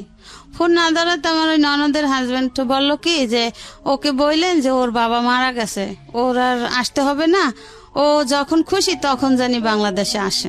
ওকে। হ্যাঁ, এই কথা বলার পরে সে চিৎকার দিয়ে উঠছে যে সত্যি আমার বাবা মারা গেছে। এখন আমিও তো পাশে, তখন আমি বলি কি ওই শোনেন না, আপনার ভাই কিন্তু কাঁদতে আছে, অবশ্যই আপনার ভাই রুমে আছে। ওই লোকের জিজ্ঞাসা করে রশিদ ভাই আপনার কাছে কি ও আছে, মনির আছে? বলে হ্যাঁ আছে। আপনি না বললেন যে নাই? বলে এই যে মাত্র রুমে ঢুকছে, আপনি কথা বলতেছেন, এই কথা শুনে এসে রুমে ঢুকেই চিৎকার দিছে। বলে ঠিক আছে, ওকে বলেন, শান্ত হইতে বলেন যে ওর বাবা এখনো মুমূর্ষু অবস্থায় আছে, হয়তো বা ওর জন্য পরানরা অপেক্ষা করে, ওকে 2-1 দিনের ভিতর পাঠাই দেন। এরপরে মনে করেন তাকে ওই লোকটা তার টাকা টোকা দিয়া তাকে পাঠাই দিল। সে ফেব্রুয়ারি মাসে 17 তারিখ আসলো বাংলাদেশে 12 সালে। সে যে 3 সালে গেছে আর 12 সালে আসছে আইসা দেখছে তার বাবা খুবই মুমূর্ষু, মানে ক্যান্সার রোগী। তো 17 তারিখ আসলো, তা মার্চ মাসে 3 তারিখ তার বাবা মারা গেল। বাবা মারা গেল। এরপরে মনে করেন আমার জীবনের ঝড় শুরু হয়ে গেল। যে এখন আমার ননদরা আমাকে বলে যে তুই তো এতদিন তো শ্বশুরের আন্ডারে ছিলি, তোর শ্বশুর তোরে দেখছে, তোর শ্বশুর তোরে কেয়ার করছে, এখন তোরে কে দেখবে, এখন তুই কার কাছে থাকবি? এখন এইখানে তো স্বামীরও কিছু নাই, তোর শ্বশুরেরও কিছু নাই, এখন তুই চলে যা, তুই এই বাড়ি থেকে বের হয়ে যা। এরপরে মনে করেন আমার স্বামী আমার পক্ষে আছে কিছুদিন। এরপরে তারা কি করলো, বলে কি যে তোর বউয়ের সাথে বিভিন্ন ছেলেদের সাথে সম্পর্ক আছে, তো মোবাইলে অনেক কথা বলে। তাই এখন আমি বলি কি যে আমি তো সহজে কারোর সাথে কথা বলি না, আর এই ফোন দিয়ে তো আপনার মেয়েরা, আপনার নাতি কথা বলতো, আমি তোর কথা বলতাম না। ঠিক আছে, খুঁজে বের করেন যে আমার সাথে কার সাথে সম্পর্ক আর আমি কোথায় যাই। আমার ছেলে যে কিবরিয়া ভাই স্কুলে যাইতো, আমি কিন্তু স্কুলে যাইতাম না, কেন আমি মনে করেন সবসময় একটু পর্দায় থাকার চেষ্টা করতাম, আর আমি 5 ওয়াক্ত নামাজ পড়তাম, আমি সহজে বাইরে বের হইতাম না। যে আমার স্বামী নাই, আমার একজন একটা কথা বলতেই পারে, একজন একটা কথা বলে ফেলাইতে পারে, যেহেতু আমার ঘরের পরিস্থিতি ভালো না, আমার ঘরের মানুষই আমার পছন্দ করে না, ভালোবাসে না, তাহলে আমার তো সেইভাবে চলতে হবে। এইভাবে করতে করতে এখন মনে করেন আমার স্বামীরে এমন ভাবে করে লইছে। হ্যাঁ, এরপরে আমার স্বামী বলে কি ঠিক আছে মা, অনেক বছর তো একত্র ছিল, এখন তাইলে একটা কাজ করেন, ওরে আমার ছেলে নিয়ে একটা আলাদা রুম ছাইরা দেন, আমি যতটুকু পারবো দেব, যেমনি পারে ও চলবে ছেলে নিয়ে। এখন আমার শাশুড়ির কথা হচ্ছে যে না, আমি তো রাখবো না, আমি তো আগেই তোকে বলছি, আর আগেই তার নাকি একটা প্ল্যান ছিল যে যেহেতু আমার বাচ্চা হয়ে গেছে, এখন আমার বাচ্চাটা একটু বড় হোক, বড় হওয়ার পরে আমাকে তার ছেলের কাছ থেকে বিদায় করে দেবে। এরপরে মনে করেন এখন তো বিভিন্ন রকমের কথা, এখন আমি তো কথা জীবনেও শুনি নাই বা কি করব। এই এখন আমার স্বামী পারতেছে না আমার শাশুড়ির সাথে। এখন আমার স্বামী বলে কি, ঠিক আছে মা, তাহলে আমি তো বাড়িঘর করতে টাকা দিছি, তাহলে আমার কিছু টাকা দেন, আমি দেশের বাড়ি ঘর করে ওরে দেশের বাড়ি রাখি। না, তা হবেই না, তা হবে না, তাকে বিদায় করা চাই। এখন কি করলো, দেখে যে না আমার স্বামীও মোটামুটি আমার পক্ষে আছে। এরপরে আমি বলি কি, দেখো ছেলে তো বড় হয়েছে, এখন ছেলে তো আর অবুঝ না, হ্যাঁ ছেলেও বোঝে। তোমার ছেলেকে জিজ্ঞাসা করো বা তোমার যে আত্মীয় স্বজন আছে, আশেপাশের লোক আছে, হ্যাঁ তুমি তাদের সবার কাছ থেকে খোঁজ খবর নাও আমি কোথাও গেছি কিনা। এরপরে মনে করেন এখন কোনো কিছু না পাইয়া আমার এক বোন আছে সায়দাবাদ, মাঝে মাঝে আমার ননদদেরকে নিয়ে যাইতাম, আমার এই ছেলেকে নিয়ে যাইতাম। হ্যাঁ আমি একা কখনো যাইতাম না, বা বেশিরভাগই আমার শ্বশুর আমাকে দিয়ে আসতো, আর আবার সেই গিয়ে নিয়ে আসতো। এখন বলে কি যে ঠিক আছে, কোথাও কোনো ইয়া নাই, এর বোনের সাথে সম্পর্ক আছে, বোনের হাজবেন্ডের সাথে। আমার বোনের 2 মেয়ে কলেজে পড়ে, এখন আর এক বাচ্চা হয়েছে, এখন 3 বাচ্চা। তো এইভাবে করতে করতে কিভাবে যে কি হইলো, এরপরে আমার স্বামী বাহিরে চলে গেল। আমি অসুস্থ, এই এত বাজে টেনশনে আমি অসুস্থ হয়ে গেছি। এখন আমার স্বামী আমাকে বলে কি, দেখো এত বছর আমার বাবা ছিল, বাবার ইয়াতে তুমি থাকতে পারছো, এখন যে পরিস্থিতি আমিও তো বাইরে চলে যাবো, তুমি এখানে থাকতে পারবা না। তার সাথে একটা কাজ করো, এখন তো আমার কাছে টাকা পয়সা নাই, তুমি আপাতত কিছুদিন যাইয়া তোমার বাবার বাড়ি থাকো। আমার মাও নাই, মাও মারা গেছে এর ভিতরে 10 সালে। এখন আমি বলি কি, আমি এত বছর তোমাদের বাড়িতে থাকলাম, আর এখন আমি বাপের বাড়ি যাই থাকবো, ছেলে বড় হয়েছে, ছেলে স্কুলে পড়ে, ছেলে তখন 6-এ পড়ে, তখন এখন আমি কার কাছে গিয়ে থাকবো, আর ছেলের লেখাপড়া কি হবে। বলে কি, তো ছেলে থাকুক, তুমি যাও। এবার আমি বলি কি যে ঠিক আছে, আমাকে বলে কি যেহেতু তুমি অসুস্থ, তুমি দেশে যাই একটু ঘুরে ফিরে আসো, সুস্থ হয়ে যাবা। আমি কেছি কি ঠিক আছে, তাহলে আপনিও চলেন, আপনিও গিয়ে বেড়াই আসবেন, আর আমিও দেখি যদি সুস্থ হই। ঠিক আছে, তা ও থাক, ওর পরীক্ষা চলে। এখন আমাকে তারই বাড়ির এক ভাড়াটিয়া বলে কি যে তুমি কোথাও যাইও না, তোমার পিছনে বড় ষড়যন্ত্র চলে। আচ্ছা, হ্যাঁ। আমি কই, কেন আপা, কি ষড়যন্ত্র? বলে তুমি যদি এই বাড়ি থেকে বের হও, এই বাড়িতে আর উঠতে পারবা না, তোমার এই বাড়ি থেকে বিদায় দেওয়ার প্ল্যান চলতেছে। এখন এই কথা শোনার পরে আমি বলছি ঠিক আছে, আমি কোথাও যাব না, ছেলের পরীক্ষা, তো পরীক্ষা শেষ হয়ে নেক, তারপরে আমি ছেলেকে নিয়েই তোমাকে নিয়ে বেড়াইতে যাব। বলে আমার তো অত সময় নাই, আমি তো চলে যাব, তাই তুমি যাও এখন। আমি বলছি না, আমি যাইতে পারবো না। এরপরে মনে করেন তারা কি করছে কি জানি না, মনে করেন আমার একেবারে আমি এত অসুস্থ, মরার অবস্থা। এখন আমার ভাইদেরকে ফোন দেয়, আপনার বোন অসুস্থ, আপনার বোনকে আইসা নেন। তা আমার ছেলের কাছে টাকা নাই, ওর বাবা মারা গেছে, ও হঠাৎ আইসা পড়ছে, হ্যাঁ তো এখন কি করবে। এরপরে আমি যাই না যাওয়াতে মনে করেন এরকমের করতে করতে 1 মাস শেষ হয়ে যায়। সে যে ফেব্রুয়ারি মাসে 17 তারিখ আসছে, মার্চ মাসের 3 তারিখ তো তার বাবা মারা গেছে। এই মার্চ মাসটা সে ছিল তো এইভাবে গন্ডগোলের ভিতরে। এরপরে একদিন মার্চ মাসের লাস্ট তারিখে আমি আর সে শুয়ে আছি, আমার শাশুড়ি গিয়া বলে কি, এই ওঠ, আমার হাজবেন্ডকে বলে এই ওঠ। এখন বলে কি, কেন মা, কোথায় যাব? বলছে ওঠ, এদিকে গেছে অন্য রুমে ডাইকে নিয়ে, পাসপোর্টটা ছিল তার মায়ের হাতে। বলছে তুই এখন এয়ারপোর্ট যাইয়া পাসপোর্ট ওকে করে তুই কালকে সকালের ভিতর চলে যাবি, তুই থাকতে পারবি না। এরপরে সে ঠিকই মায়ের কথা মতো সে ওইটা ওকে কইরা আসে যে সে চলে যাবে। আমি আর জানি না, আমাকে কিছু বলে না। এপ্রিল মাসের 1 তারিখ গ্যাসের সমস্যা, সকালবেলা আমাকে বলে কি, তুমি একটু পোলাও রান্না করো। আমি কই কি, এখন তো গ্যাস নাই, তাহলে তুমি পোলাও খাবা, আরো আগে বলতা, এখন তো গ্যাস নাই, তাহলে একটা কাজ করি, দুপুর দিক দিয়ে তো গ্যাস আসবে, হ্যাঁ দুপুর দিক দিয়ে পোলাও রান্না করে তোমার খাওয়াবো। হ্যাঁ, বলে তুমি ওই সময় পাবা না, আমি তো তখন থাকলে তো আমি খাবো। আমাকে থাকলে তো তুমি খাবো, মানে কোথায় যাচ্ছ? কয় যে আমি কিছুক্ষণ পরে চলে যাচ্ছি। এই এপ্রিলের 1 তারিখ। এখন আমি তো এটা শুই না, আমি কান্নাকাটি শুরু করে দিছি। আমি কই দেখো তোমার এই পরিস্থিতি, তোমার মা বোনরা এরকমের করে, তাহলে আমি ছেলেটা নিয়ে কি করব? আর না জানি আমার এরা মাইরেই ফেলাইবে, আমি থাকতে পারবো না। তাহলে তুমি আমার সাথে ওয়াদা করে যাও যে তুমি আবার কবে আসবা, তুমি কবে আসতেছো? এরপরে বলে কি আমি তোমার সাথে ওয়াদা করলাম, আমার ছেলে বড় হয়েছে, আমি তো বাবা মারা গেছে এই জন্য আসছি, তো আমার ওইখানের চাকরির মেয়াদ শেষ, তো আমার এমনি মনে করো এই বছরের জুন মাসে আমি আসতাম, হয়তো একেবারে আসতাম না, হয়তো ছুটিতে আসতাম, তো এখন আমি যাই, তো জুন মাসে আমি অবশ্যই আসবো। আমি বলছি না, আমি তোমাকে বিশ্বাস করি না, তুমি এত বছরে আসো নাই, তোমার বাবাও এত রিকোয়েস্ট করছে, আমি এত রিকোয়েস্ট করছি, তুমি আসো নাই, এখন তুমি চলে গেলে, তোমার মা করে ইয়া, তোমার বোনরা করে ইয়া, তাহলে আমারও জানে রাখবে না, আমারও মাইরে ফেলাইবে, আমার ছেলেরও মাইরে ফেলাইবে, আর তুমি তো আর আসবাই না। এরপর আমার হাতে হাত দিয়ে বলে কি না, আমি তোমার সাথে ওয়াদা করছি, আমার ছেলে বড় হয়েছে, আমার ছেলের জন্য আমাকে আসতে হবে, আমি চলে আসব, আমি আমার ডেট শেষ জুন মাসে, আমি জুন মাসে ঠিক চলে আসবো। আমি বলছি ঠিক তো? বলে হ্যাঁ ঠিক।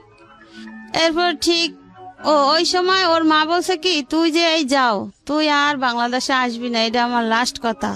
আর ওই যে বাজে কথা বইলা টইলা মোবাইল নিয়ে গেছে। এখন আমার স্বামী কয় কি যে ঠিক আছে মা, আমি মোবাইল তোমার কাছে দিয়ে গেলাম, ও মোবাইলে কথা বলবে না।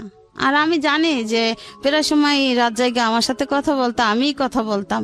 এখন তোমার যদি সমস্যা হয়, আর তুমি তো সেই শুরু থেকেই বলছো যে না ফোনে কথা বলা যাবে না, ফোন দিতে না করছো, এবং ঘরে যে ফোন, সেই ফোনেও তোমরা আমাকে কথা বলতে দিতা না, তাও তোমরা বাহির থেকে শুনতা। আমি একটা চিঠি দিলে সেই চিঠিটা তোমরা ওর কাছে পৌঁছাইতা না, সেটা তোমরা গোপন করতা।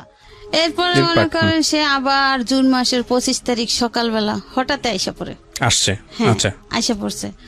আইসা বলে কি আমি তোমার সাথে ওয়াদা করছি না, দেখছো আমি আসছি। আমার মা আমাকে যতই বলুক যে আসবি না, আমার ছেলে এখন বড় হয়েছে, আমার সংসার দরকার আছে। আইসা পড়ছে কিবরে ভাই। আসার পরে মনে করেন কয়েকটা দিন সে ভালো ছিল, আমাদের সম্পর্কটা ভালো ছিল। এরপরে যে কি দিয়া কি হয়েছে আমি বলতে পারি না।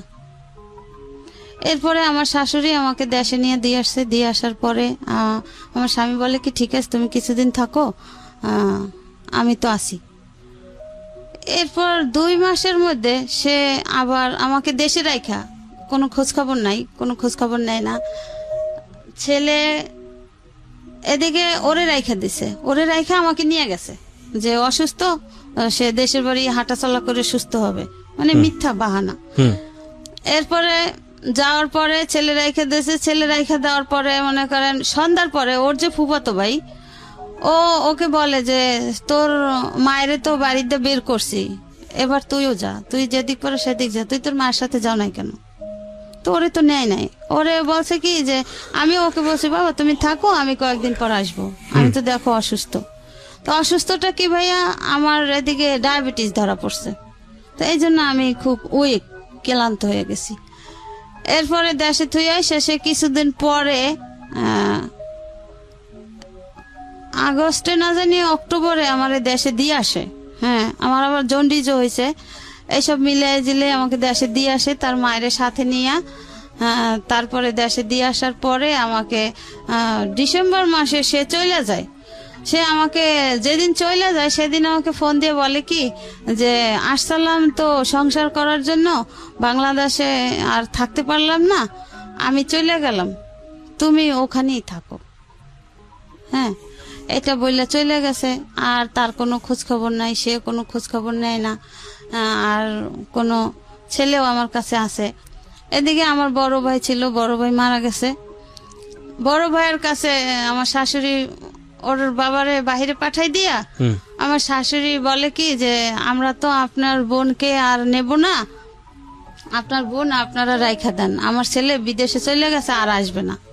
হ্যাঁ, এটা বলার পরে আমার ভাবি বলে কি ঠিক আছে যদি না নেন, যদি আপনাদের ছেলে আমার বোন নিয়ে সংসার না করে আমার ননদ দিয়ে, তাহলে তার আমরা জোর করে করাইতে পারবো না, তাহলে আপনাদের ছেলে আপনারা নিয়ে যান। বলে না, আমাদের ছেলেরও আমাদের দরকার নেই, ছেলেও ছেলের মার কাছে থাকুক। এইভাবে তো মনে করেন এতদিন গেছে, এখন আমি সবার সাথে যোগাযোগ করি, আমার সাথে কেউ যোগাযোগ করে না। সবার ফোন দিলে ফোন কাইটা দেয়, বা তখন ঘরে টিএনটির লাইন আছে, ফোন দিলে ফোন ধরে না। এরপরে মনে করেন সে চলে যায়, এই কথা বলে, আর কোনো খোঁজ খবর নাই। আমার শাশুড়ি এই কথা বলে। হ্যাঁ, এবার ঠিক আছে, আমার ভাইরা বলে কি ঠিক আছে তুই তো অসুস্থ, ঠিক আছে থাক, দেখি ও আবার বাংলাদেশে আসুক, কবে আসে। এরপরে তারা বলে কি, আমার শাশুড়ি আমার বড় ভাইকে ফোন করে বলে কি যে আমার ছেলে তো আপনার বোনকে নিয়ে সংসার করবে না, আপনি আমার ছেলে ডিভোর্স দিয়ে দিয়েছে, আপনি আয়শা নিয়ে যান। তখন আপনার ছেলে কোন ক্লাসে পড়ে? আমার ছেলে তখন 6-এ প্রথম সেমিস্টার পরীক্ষা দিচ্ছে। আচ্ছা, সে 12 সালে। ওকে। হ্যাঁ, এরপরে মনে করেন আমার ভাই কয় এটা কি ধরনের কথা। এটা ফোন করে কে ফোন করে বলছে? আমার শাশুড়ি। শাশুড়ি ফোন করে বলছে? হ্যাঁ, ওর দাদি। ওকে। আর আমার স্বামী তো সেই ডিসেম্বর মাসের তারিখটা আমার মনে নাই, সে ফোন করে বলছে যে আসসালাম থাকতে, আর থাকতে পারলাম না মা বোনের জ্বালায়, তুমি ওভাবে থাকো আর আমি চলে গেলাম, আমার জীবনে সুখ নেই। এই কথা বলে সে মানে বাহিরে গিয়ে আমাকে ফোনটা দিছিল, বাংলাদেশে থেকে আর ফোন টোন দেয় নাই। তো এইভাবে গেছে, এইভাবে করতে করতে এখন আমি শুনি কি যে আমার শাশুড়ি আমার স্বামীকে বিয়ে করাবে, মেয়ে দেখতেছে। ডিভোর্সটা হয়ে গেছে? না, এর ভিতরে আমি কোনো কাগজপত্র কিছুই পাই নাই। আচ্ছা। তো আমার এদিকে আমার এক খালাতো ভাসুর আছে, এই মিরপুরে বাড়ি, সে একজন লয়ার। তার সাথে আমি কথা বলছি, প্রায় সময় কথা বলছি ভাইয়া এই ব্যাপার, এখন আমি কি করতে পারি? বলছে দেখো, তোমার শ্বশুর পছন্দ করে আনছে, সে তো মারা গেছে, আর যেহেতু তোমার শাশুড়ি, এখন বাড়িটা হয়েছে তোমার শাশুড়ির, ঢাকার এই বাড়িটা আমার শাশুড়ির, এখন তোমার শাশুড়ি তোমাকে পছন্দ করে না, আর আমরা জানি যে আগেও তোমাকে পছন্দ করতো না, এখন তোমার উপরে অত্যাচারের মাত্রাটা খুবই বাইরে গেছে, এখন তোমার স্বামীও নাই, তুমি এখানে এসে কি করবা? হ্যাঁ, তার সাথে থাকো, দেখো ও কবে আসে বাংলাদেশে, ও আসলে তুমি আসতে পারো, কিন্তু এখন তোমার স্বামীও নাই, শ্বশুরও নাই, তুমি কার আশ্বাসে আসবা? কিন্তু সে তোমাকে রাখতে চায় না, তার ঘরে সে তোমাকে থাকতে দিবে না। ও এর ভিতরে একটা জটিল কথা রেখে গেছি ভাইয়া। কথা হয়েছে, আমার শাশুড়ি আমার সাথে একে তো আমাকে পছন্দ করতো না, ঠিক আছে, আরো মনে করেন আমার যে কয়েকটা ননদ আছে বড় বড়, হ্যাঁ, ওরা না মনে করেন বিভিন্ন রকমের ছেলেদের ঘরে আইনা আড্ডা দিত, তো ওগুলো আমি পছন্দ করতাম না, তাই আমার রুমে পর্যন্ত নিয়ে যাইতো। তো আমি একদিন আমার ননদদেরকে বলি কি যে দেখো, তোমরা যাই যা করো ওই ড্রয়িং রুমে, অন্য রুমে করো, কিন্তু আমরা এই পরিবেশে বড় হই না, আর এগুলো আমার ভাল লাগে না, আমার বিছানায় কেউ আইসো না। আর শাশুড়িকে বলছি কি যে আম্মা, এগুলো তো আপনার মেয়ে, এদেরকে বিয়ে দিতে হবে, আর ওরা যা করে এগুলো আবার আমার শ্বশুর পছন্দ করতো না। কি রে ভাই, সত্যি কথা বলি, এখানে বসে কেউ মিথ্যা কথা বলতে পারবে না। তো এই কাজটা করতো গিয়ে আপনার এক স্কুলের যে ব্যাচেলার স্যাররা আছে না, ব্যাচেলার ভাড়া দিত, দোতলায় ব্যাচেলার ভাড়া দিত। তো রাতের বেলা তারা টিভি ছাইরা, টিভি ড্রয়িং রুম আছে না, ওর রুমে বসে আড্ডা গল্প গুজব করতো। পরে মনে করেন তো এখন ওই ভাসুরের সাথে আমি এইভাবে আলাপ করছি, আলাপ করার পরে মনে করেন ভাসুর আমাকে এইভাবে বললো। এগুলো কি ডিভোর্সের পরের ঘটনা, ডিভোর্সের আগের ঘটনা? না, আমি তো ডিভোর্স পাই নাই, এই ব্যাপারে তখন ডিভোর্স হয়ে গেছে অলরেডি? আমি তো জানি না, আজও পাই নাই ভাই। মানে এই ঘটনার পরেও আপনি এগুলো কন্টিনিউ করে গেছেন? ডিভোর্স আপনাকে জানাইছে আপনার ভাইকে? তো আপনার ভাই আপনাকে বলেনি যে এটা করেছে? না, ভাই বলছে যে তো শাশুড়ি এই কথা বলছে, সে অন্য লোক দিয়ে আর কি, ওই যে যারা রায়বাড়ি করছে না, সেই রাইবারদের মাধ্যমে যে তাদেরকে বলেন আইসা বুঝা নিতে কাবিনের টাকা টোকা। আচ্ছা, তো আপনি কি করলেন এরপরে? তো এরপরে মনে করেন এখন আমি ওই উকিলের সাথে কথা বললাম, আমার ভাসুরের সাথে। সে বলছে যে দেখো, আপনার ভাসুর আপনার উকিল? আমার উকিল না, আমার এক খালাতো ভাসুর উকিল। ওকে, আচ্ছা, তারপর? মানে তার সাথে আমি আলাপ করছি এই কথা শোনার পরে যে ভাইয়া এরকমের শুনি, বলে তুমি লোকমুখে কথা শুনবা কেন? এটা তো যদি তারা এই কাজটা করে থাকে তাহলে তো সেটা তোমার কাছে যাবে। হ্যাঁ, তুমি যাইলে পরে তুমি কিছু বলতে পারো, কিছু করতে পারো, সেটা তুমি অ্যাকসেপ্ট করলে করতে পারো, না করলে না করতে পারো, কিন্তু তুমি লোক মুখের কথা কেন শুনবা? হ্যাঁ, এটা হইতে পারে না, এটা কেন হবে? এরপরে আমি বলছি তাহলে এখন আমি কি করতে পারি? বলে দেখো, তুমি ধৈর্য ধরো, তুমি এত বছর শ্বশুর বাড়ি স্বামী ছাড়া ছিল না, এখনো তুমি থাকো, যেহেতু বাপের বাড়ি দিয়ে আসছে, থাকো, ভাই বেড়াদাররা তোর ফালাই দিবে না, থাকো, দেখো ও কবে আসে, তখন তুমি আইসো। এখন যেহেতু তোমার শাশুড়ির বাড়ি, এটা তোমার স্বামীরও বাড়ি না, শ্বশুরেরও বাড়ি না, এখন যেহেতু তোমার এখানে অ্যাকসেপ্ট করতেছে না, সে পছন্দ করে না, আগেও করে না, এখনো করে না, তো এখন তুমি এখানে এসে কি করবা? যাক তুমি ওখানে থাকো। এই আমার ওই ভাসুর বলল যে এটা তো তুমি পাও না, তুমি লোকমুখের কথা কেন শুনবা? এটা তো যদি সত্যিকারে হয়ে থাকে তুমি তো এটা পাবা, তোমার কাছে যাবে, পিয়ন নিয়ে যাবে। হ্যাঁ, যাক ভালো কথা। এরপরে সে 15 সালে আসছে, আমার স্বামী 15 সালে আসছে, সেই 12 সালে যাইয়া আবার 15 সালে আসছে। আসার পরে আমি মনে করেন লোকের কাছে শুই না, আমি ছেলেকে নিয়ে আয়সা পড়ছি। আয়সা শুনি কি যে সে যেদিন আসছে তার পরের দিনে আমার শাশুড়ি তাকে লুকাইছে, মানে আমি জানি আসলে না পাই বা বাড়িতে না উঠতে পারি, এই জন্য সে কুয়াকাটা তার বোন আছে, বোনদের বাড়ি পাঠাই দিছে। আচ্ছা, লুকানোর পরে কি হয়েছে? এরপরে আমি মনে করেন তাদেরই আত্মীয় স্বজনরা আমারে ফোন করে বলছে যে ও তো আসছে, ও এরকমের এইখানে আছে, তো যেহেতু তুমি ঢাকাতে যাইতে নিয়েও শুনলা যে নাই, তো তুমি তোমার স্বামীর কাছে যাইতে পারো, গিয়ে দেখো যে কি বলে। এরপরে আমারে তারা ঠিকানা দিল, যাদের বাড়ি আছে তারই ভাই আমারে ঠিকানা দিল যে ভাবি তোমার তো ছেলে বড় হয়েছে, তোমার ভয় কি, তুমি ছেলে নিয়ে যাও ভাইয়ার মুখোমুখি হও, কি বলে সেটা বলুন। এরপরে ভাই আমি সেই কুয়াকাটা আমার এই ছেলে নিয়ে গেলাম। যাই দেখি কি যে সে শোয়া, সে ওইখানের এক আর্মিতে আগে চাকরি করতো, সে রিটায়ার্ড, ওই এক বুড়া আঙ্কেলকে নিয়ে গেলাম। নিয়ে যাওয়ার পরে আঙ্কেল জিজ্ঞাসা করলো যে তুমি কি এই মহিলাকে চিনো, তুমি কোথা থেকে আসছো? কয় আমার বাড়ি ঢাকা। বলে তাহলে তুমি কি এই ছেলেটা এই মহিলা চিনো? কয় হ্যাঁ। কারা কারা? কয় আমার স্ত্রী সন্তান। আমার স্ত্রী সন্তান? কয় তোমার স্ত্রী সন্তান শিওর? কয় হ্যাঁ। কয় তাইলে তুমি স্ত্রী সন্তান তোমাকে খুঁজতে আসছে কেন, তুমি এখানে কেন? বলে আমি খালার বাসায় বেড়াইতে আসছি। হ্যাঁ, বলছে বেড়াইতে আসছো, তাহলে তোমার স্ত্রী সন্তান তোমাকে খোঁজে কেন? তা স্ত্রী সন্তান কোথায় থাকে? বলে সে তার বাবার বাড়ি থাকে। বলে তুমি কোথায় থাকো? বলে আমি তো বিদেশি ছিলাম, আমি আসছি, আমি আয়শা খালার বাড়িতে আসছি, খালা তো ভাইয়ের বাড়িতে আসছি, বেড়াইতে আসছি।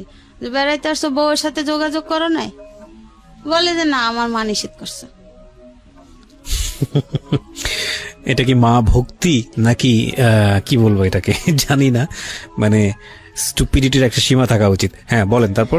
এরপরে মনে করেন লুকাইয়া এরপরে ওইখানের লোকজন, ওই আর্মির যে ওই কাকা মনে করেন আরো লোকজন ডাকছে, বা ওই যে খালাতো ভাইয়ের বাসায় গেছে, মানে হেরা ভাই বোনা, ওরা ভাই বোনেরা সবাই বসছে। বসার পরে বলছে যে তুই এইভাবে লুকোচুরি কেন করো, তুই কি বউ রাখবি না রাখবি না? বলে কি যে না, আমি তো আমার মায় তো আমার বিয়ে করাইবে, আমি তো এরে নিয়ে বাসায় উঠতে পারবো না, আমার মায় এরে নিয়ে বাসায় উঠতে দেবে না। তাহলে তুই কি করবি? ওই আর্মি কাকা জিগে তাহলে তুমি কি করবা? তুমি কি এই বউ নেবা না কি আমরা পুলিশ খবর দেব তোমাকে? এখন বলে কি না না কাকা, আমি নেব, আমি আমার স্ত্রী সন্তান নেব। এই কইয়া ঠিক আছে, মিল টিল হয়ে গেছে। সেই বিকালবেলা তখন আর কি ওর মায়ের ফোন দিছে, ওই কাকাই ওর বাবার নাম্বার দিয়ে ফোন দিছে। ফোন দেওয়ার পরে ওর মা ওর দাদি বলে কি যে ও যদি ওই বউ নিয়ে আসে আমি আমার ঘরে উঠতে দেব না। আমি ও বউ আগেও মানি না, এখনো মানি না, এখন তো মানার কোনো প্রশ্নই আসে না। আমি তো বউ বের করেই দিছি বাড়ি থেকে, আমি কি বাড়িতে উঠানোর জন্য বের করছি? আমি তো বের করার জন্যই বের করছি। আমি মানি না, আমি আমার ছেলেকে আমার পছন্দ মতো বিয়ে করাবো। এরপরে তারা জিজ্ঞাসা করলো যে তোমার মা তো এটা বললো, এখন এটা তো তোমার স্ত্রী, তোমার সন্তান, তোমার মা কি করলো ওটা তো দেখার দরকার নাই, তোমারটা তোমাকে বুঝে নিতে হবে। বলছে হ্যাঁ, আমি স্ত্রীর সন্তান নিয়ে ঢাকাতে যাব।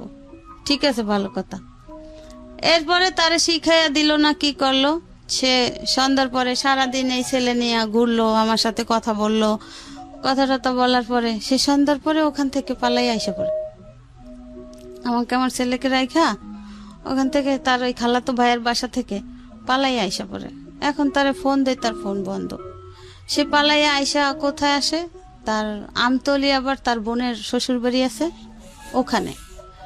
এরপরে আবার আমি খুঁজতে সেই 15 সালে কোরবানির সময় আমি খুঁজতে ছেলে নিয়ে আবার তার কাছে গেছি যে কিভাবে আমি চাইছি যে আমার এত বছরের সংসার, আমার ছেলেটা বড় হয়ে যায়, আমার সংসারটা ঠিক থাকুক, আমার ছেলেটার মান সম্মান ঠিক থাকুক, সে সমাজে মাথা বড় হয়ে সে বাঁচুক, সে ভালো একটা স্কুল কলেজে লেখাপড়া করুক।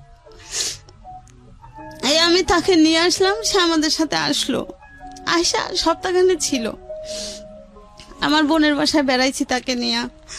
এরপরে আমি হেদের বাড়িতে গেছি।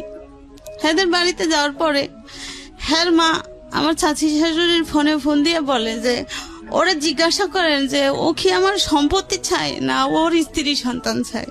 ও যদি আর স্ত্রী সন্তান গ্রহণ করে তাইলে আমি ওকে আমার সম্পত্তির এক কানা করিও দেব না। এরপরে সে রাতের বেলা এক জায়গায় শুই, ছেলে নিয়ে শোয়, আমি শুই। এটা কি মানে আপনার শ্বশুর বাড়িতেই আপনারা একসঙ্গে থাকছিলেন আলাদা আলাদা করে? হ্যাঁ, শ্বশুর বাড়ি বরিশালে, কাশীপুর। এরপরে সে ফজরের আজান দেয়, তখন আমাকে বলে কি তানভীর মা ওঠো, নামাজ পড়বো না? আমি বলছি হ্যাঁ নামাজ পড়বো। এই কথাটা বললে সে খিবরে ভাই সে যে বাইরে নামে আর সে ঘরে ফিরে না।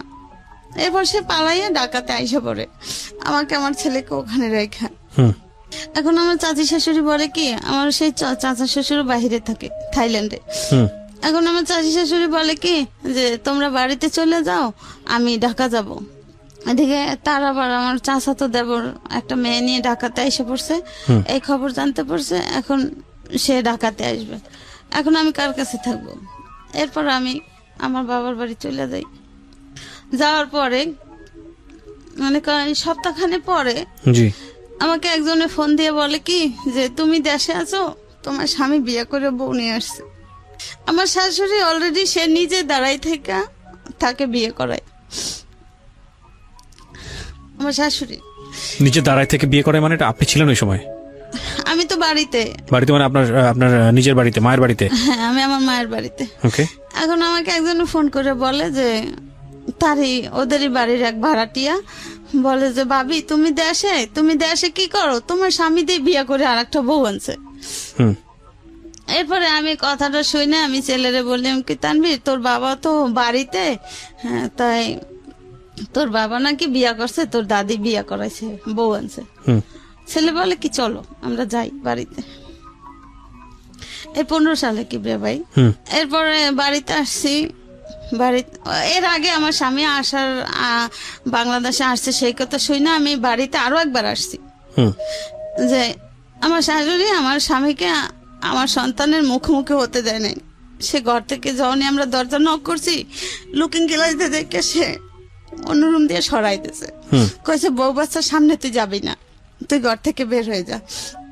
আমরা এক দরজা রুমে ঢুকছি, আর এক দরজা খুলে দিয়ে সে বাইরে বের করে দিয়েছে। তার আগে বিয়ে হয়ে গেছে। এরপর বিয়ে করে বউ আনছে। পরে আমি গেছি আমার ছেলেকে নিয়ে, দুপুরবেলা যাই উঠছি, সে শুক্রবার দিন বউ নিয়ে আসছে। আমি এর পরের দিনই শনিবার দিন যাই আবার বাসায় উঠছি। বাসায় ওঠার পরে ছেলে জিজ্ঞাসা করে আবু ওই মহিলাকে? বলে কে? তোর একটা আন্টি। কয় আন্টি কোথা থেকে আসলো? কেমন আন্টি? বলে কি যে তোর আন্টি। কয় আন্টির পরিচয় তো দিবা, আন্টি কিরকমের আন্টি, কোথাকার আন্টি, কই থেকে আসছে? এখন সে কথা বলে না। এখন আমার ওর দাদি ওইটা বলে কি যে এটা তোর আব্বু বিয়া করছে, তোর আব্বুরে বিয়া করাইছি। ওই সেই মেয়ে নাকি ওর নতুন কোনো বউ? নতুন অন্য কোনো মেয়ে। আচ্ছা।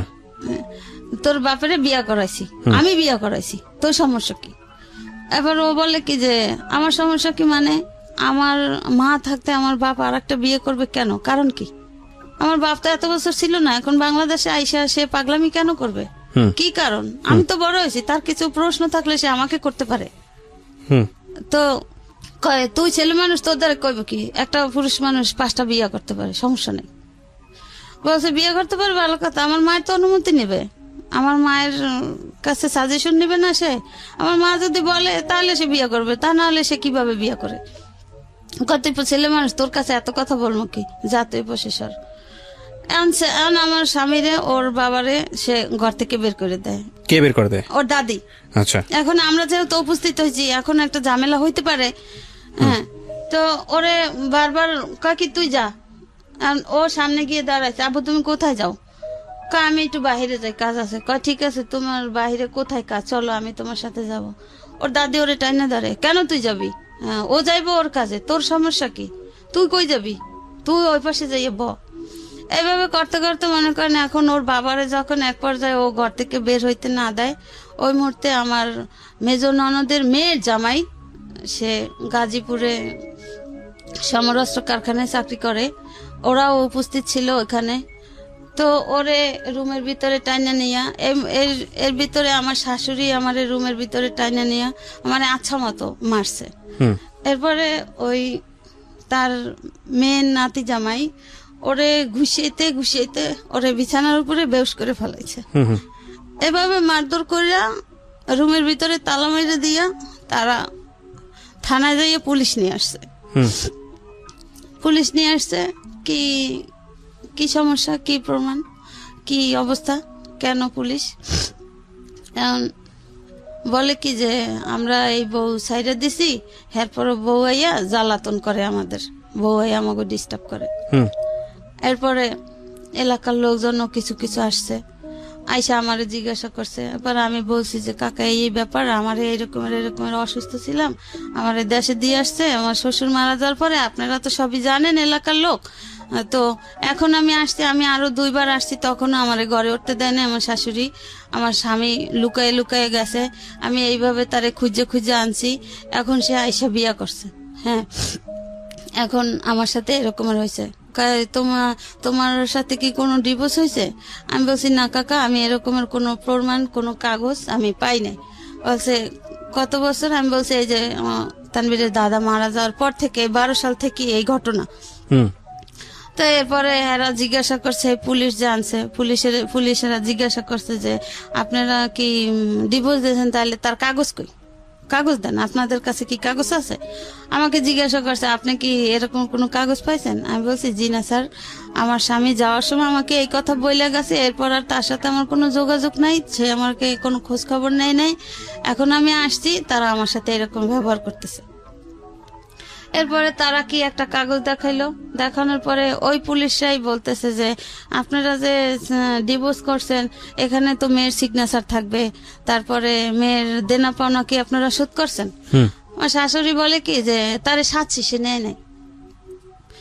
এরপরে একজন মুরব্বী আছে, মুরব্বী বলে এটা কি মগের মুল্লুক যে তোমরা তারে বলছো যে সাইডে দিছো, হেইতে হইয়া গেছে, তোমরা তারে কাবিনের টাকা সাচ্ছ, কাবিনের টাকা তো তোমাদের সারতে হবে না, তোমরা যদি ডিভোর্স দিয়ে থাকো তাহলে এরা তো সে আইনত ভাবে এমনি পেয়ে যাবে, আইনত ভাবে সে পাবে, সে কাগজে সিগনেচার করুক বা না করুক সেটা আইন কথা বল।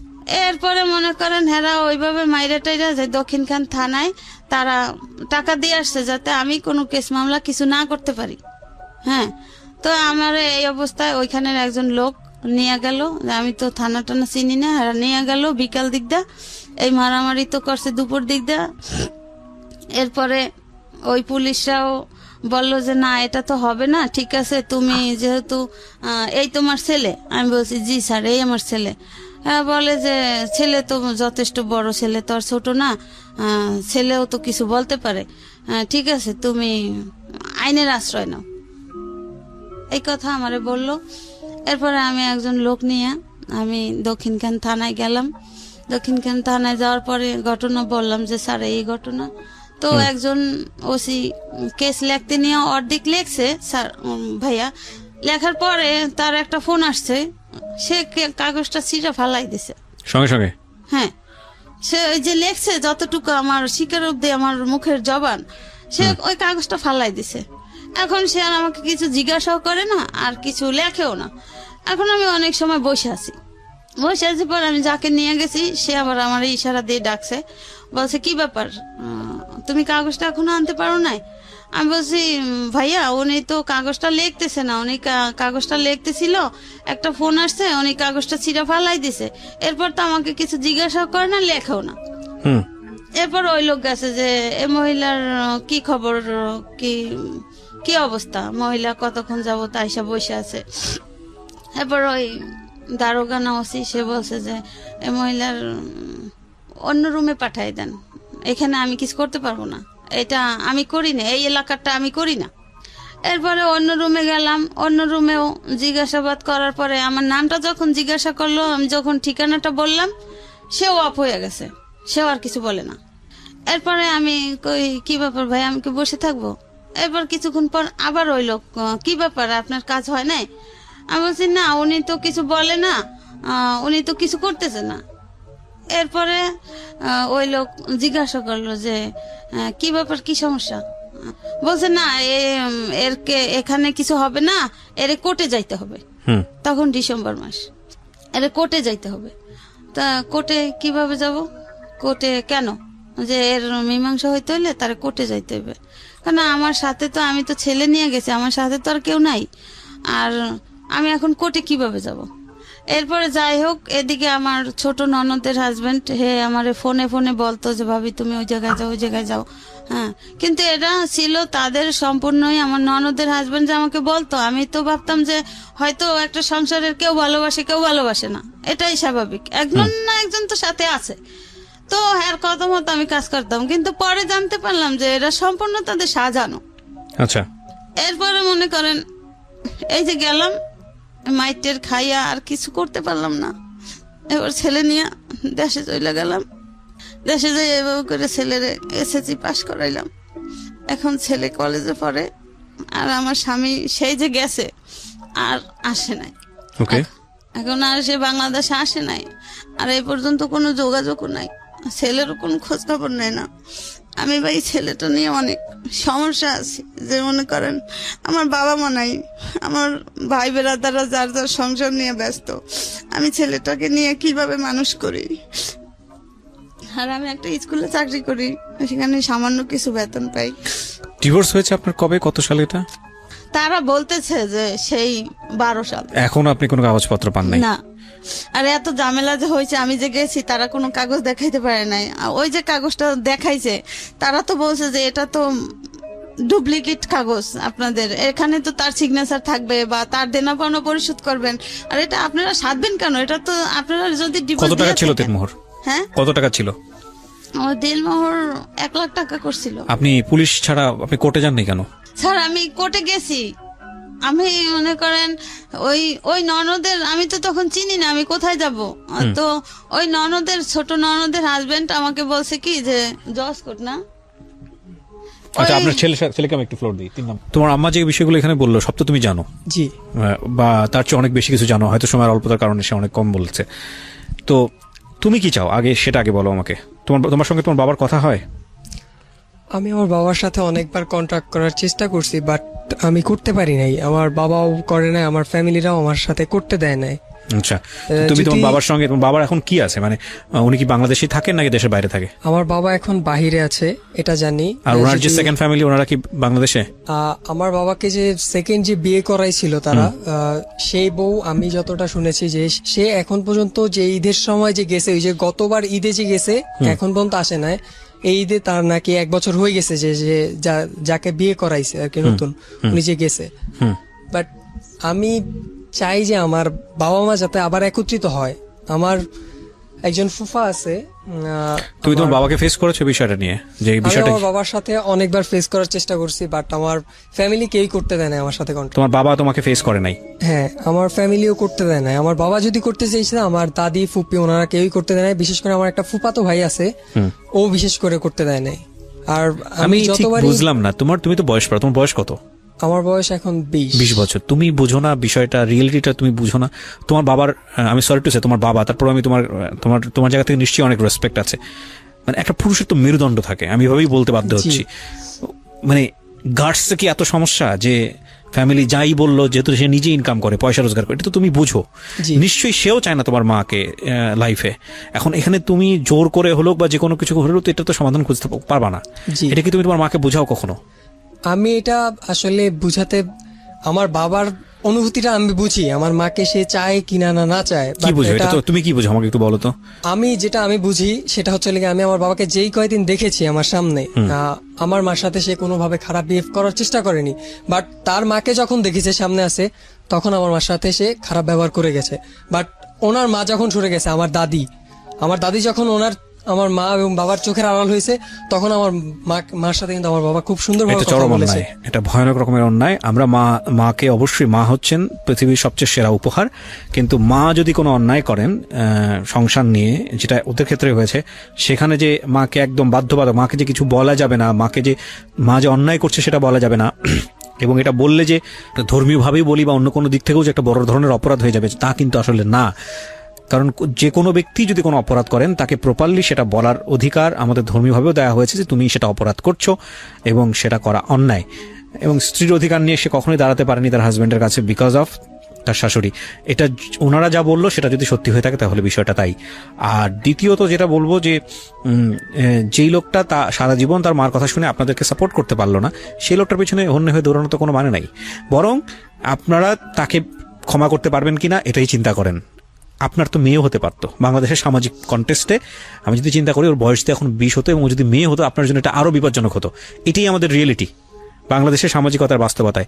বিয়ে দিতে সমস্যা হতো, একটা চাকরি বাকরি নিয়ে দৌড়াদৌড়ি করতে গেলে সমস্যা হতো, বিভিন্ন রকমের সমস্যা হয়, যে নারী কেন্দ্রিক যে যত রকমের সমস্যা আমাদের সমাজে আছে, সেই জায়গাটায় আপনি একদিক থেকে এগিয়ে আছেন। এখন আপনার ছেলেটার পড়াশোনার জন্য যে খরচের দরকার, ও তো নিজেই কিছু না কিছু করে রোজগার করতে পারে, ও সে সামর্থ্য আছে, দেখতে শুনতো মাশাআল্লাহ সুন্দর।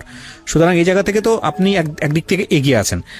আপনার হাজবেন্ড যদি কোনোদিন এমন হয় সহায় সম্বল সবকিছু হারিয়ে আর কোথাও কোনো জায়গা নাই, সে পাচ্ছে না, আপনাদের ফ্যামিলিতে আসছে, তখন আপনারা হয়তো অনেক বেশি ওয়েল এস্টাবলিশড। এই প্রশ্নের উত্তর নিয়ে অনুষ্ঠানটা শেষ করবো আমি, আর বাকিটা সবটুকু আপনিও বুঝেন, আমাদের লিসনাররাও বুঝে। আপনারা ওয়েল এস্টাবলিশ, আপনার ছেলে একটা ভালো চাকরি করে, হয়তো ভবিষ্যতে, নিশ্চয়ই হবে, ভবিষ্যতে ইনশাল্লাহ হবে, এবং আপনার হাজবেন্ডের যদি কোথাও যাওয়ার জায়গা না থাকে, আপনাদের কাছে আসে, আপনারা মেনে নেবেন? জি, আমি মেনে নিব। আমি তার আপনি তো মানবেন? সন্তান। আপনি মানবেন? আপনাকে প্রশ্ন করেছে, আপনি মানবেন? তখন আপনার খাওয়ার কোনো সমস্যা নাই, কষ্টের নাই, আপনার সবকিছু ওয়েল এস্টাবলিশ, আপনার ছেলে লেখাপড়া করে একটা চাকরি বাকরি করছে, আপনার ছেলের যে রেসপেক্ট আছে তার বাবার প্রতি, সেটার জন্য আমার যথেষ্ট রকমের তার প্রতি রেসপেক্ট। কিন্তু আপনি কি পারবেন আপনার হাজবেন্ডকে মেনে নিতে? ধরেন বৃদ্ধ বয়সে তার আর কোথাও কোনো যাওয়ার জায়গা নাই, তার মাও বেঁচে নাই, তার যে সংসার সে সংসারও নাই, কেউ তাকে জায়গা দিচ্ছে না, আপনার ঘরে আসছে, আপনার কাছে শেল্টার চাচ্ছে, আপনি পাবেন তাকে জায়গা দিতে? একদম ভিতর থেকে যেটা আসবে সেটাই বলবেন, অনেস্ট ওপিনিয়ন। স্যার আমি সেটা বলতে পারি না, হয়তো উনি কনফিউজ এবং উনি পারবে না, কারণ ওনার জায়গা থেকে উনি যতটা কষ্ট পাইছেন, এই কষ্টটা ভয়ানক রকমের কষ্ট। 13 বছর বয়সে বিয়ে হয়েছে একটা ভদ্রমহিলার। আপনি একটা জিনিস চিন্তা করে দেখেন, ওনার লেখাপড়া কিন্তু তেমন একটা না, 6-7 পড়া অবস্থায় বিয়ে হয়েছে। এবং আমাদের গ্রামীণ সমাজের জায়গাটা থেকে আমি গল্পটা শুনছিলাম, এরকম অসংখ্য মহিলা আছেন যারা বছরের পর বছর কষ্ট করে যান, বছরের পর বছর হাজব্যান্ডকে কাছে পায় না, এবং মানে ওই যে কথা আছে না, বুকে পাথর বাঁধা, কলিজায় পাথর বেঁধে অপেক্ষা করেন একটা দিনের জন্য, একটা সময়ের জন্য, যারা আসবেন দেশের বাইরে থেকে, 10টা দিন ভালো থাকবেন, সময় আবার ওই বছরের পর বছর অপেক্ষা করবে। এই ভদ্র মহিলা না পেয়েছে স্বামী, না পেয়েছে সংসার, এবং জীবনে যেই দায়িত্বটা পেয়েছে সন্তান মানুষ করতে গিয়ে, সেটাও তিনি যথেষ্ট কষ্ট দুঃখ করে সন্তানকে মানুষ করার চেষ্টা করেছেন। সন্তান মাশাআল্লাহ এখন বড় হয়েছে, সে হয়তো নিজের পথ দেখতে পারবে, কিন্তু সবচেয়ে দুঃখজনক হবে এই সন্তান যদি তার মাকে যদি ভবিষ্যতে ঠিক মতো টেক কেয়ার না করে। আপনি আমাকে এটা বলেন তো, আরেকটা প্রশ্ন আপনাকে করি, আপনার সন্তান যদি এরকম একটা বিয়ে করে, যে সে বিয়ে করার পরে সে বায়াস্ট হয়ে গেল তার স্ত্রীর প্রতি, এবং তার স্ত্রী চাচ্ছে আপনার কাছ থেকে তাকে দূরে সরাইতে, এবং সে দূরেই সরাই নিয়ে গেল, আপনার ফিলটা কি হবে? ভয়ানক হবে, আমি জানি, কিন্তু আপনি যদি তার ওয়াইফকে সহ্য করতে না পারেন, আপনি কি আপনার সন্তানকে তার ওয়াইফের কাছ থেকে সরাবেন? না স্যার।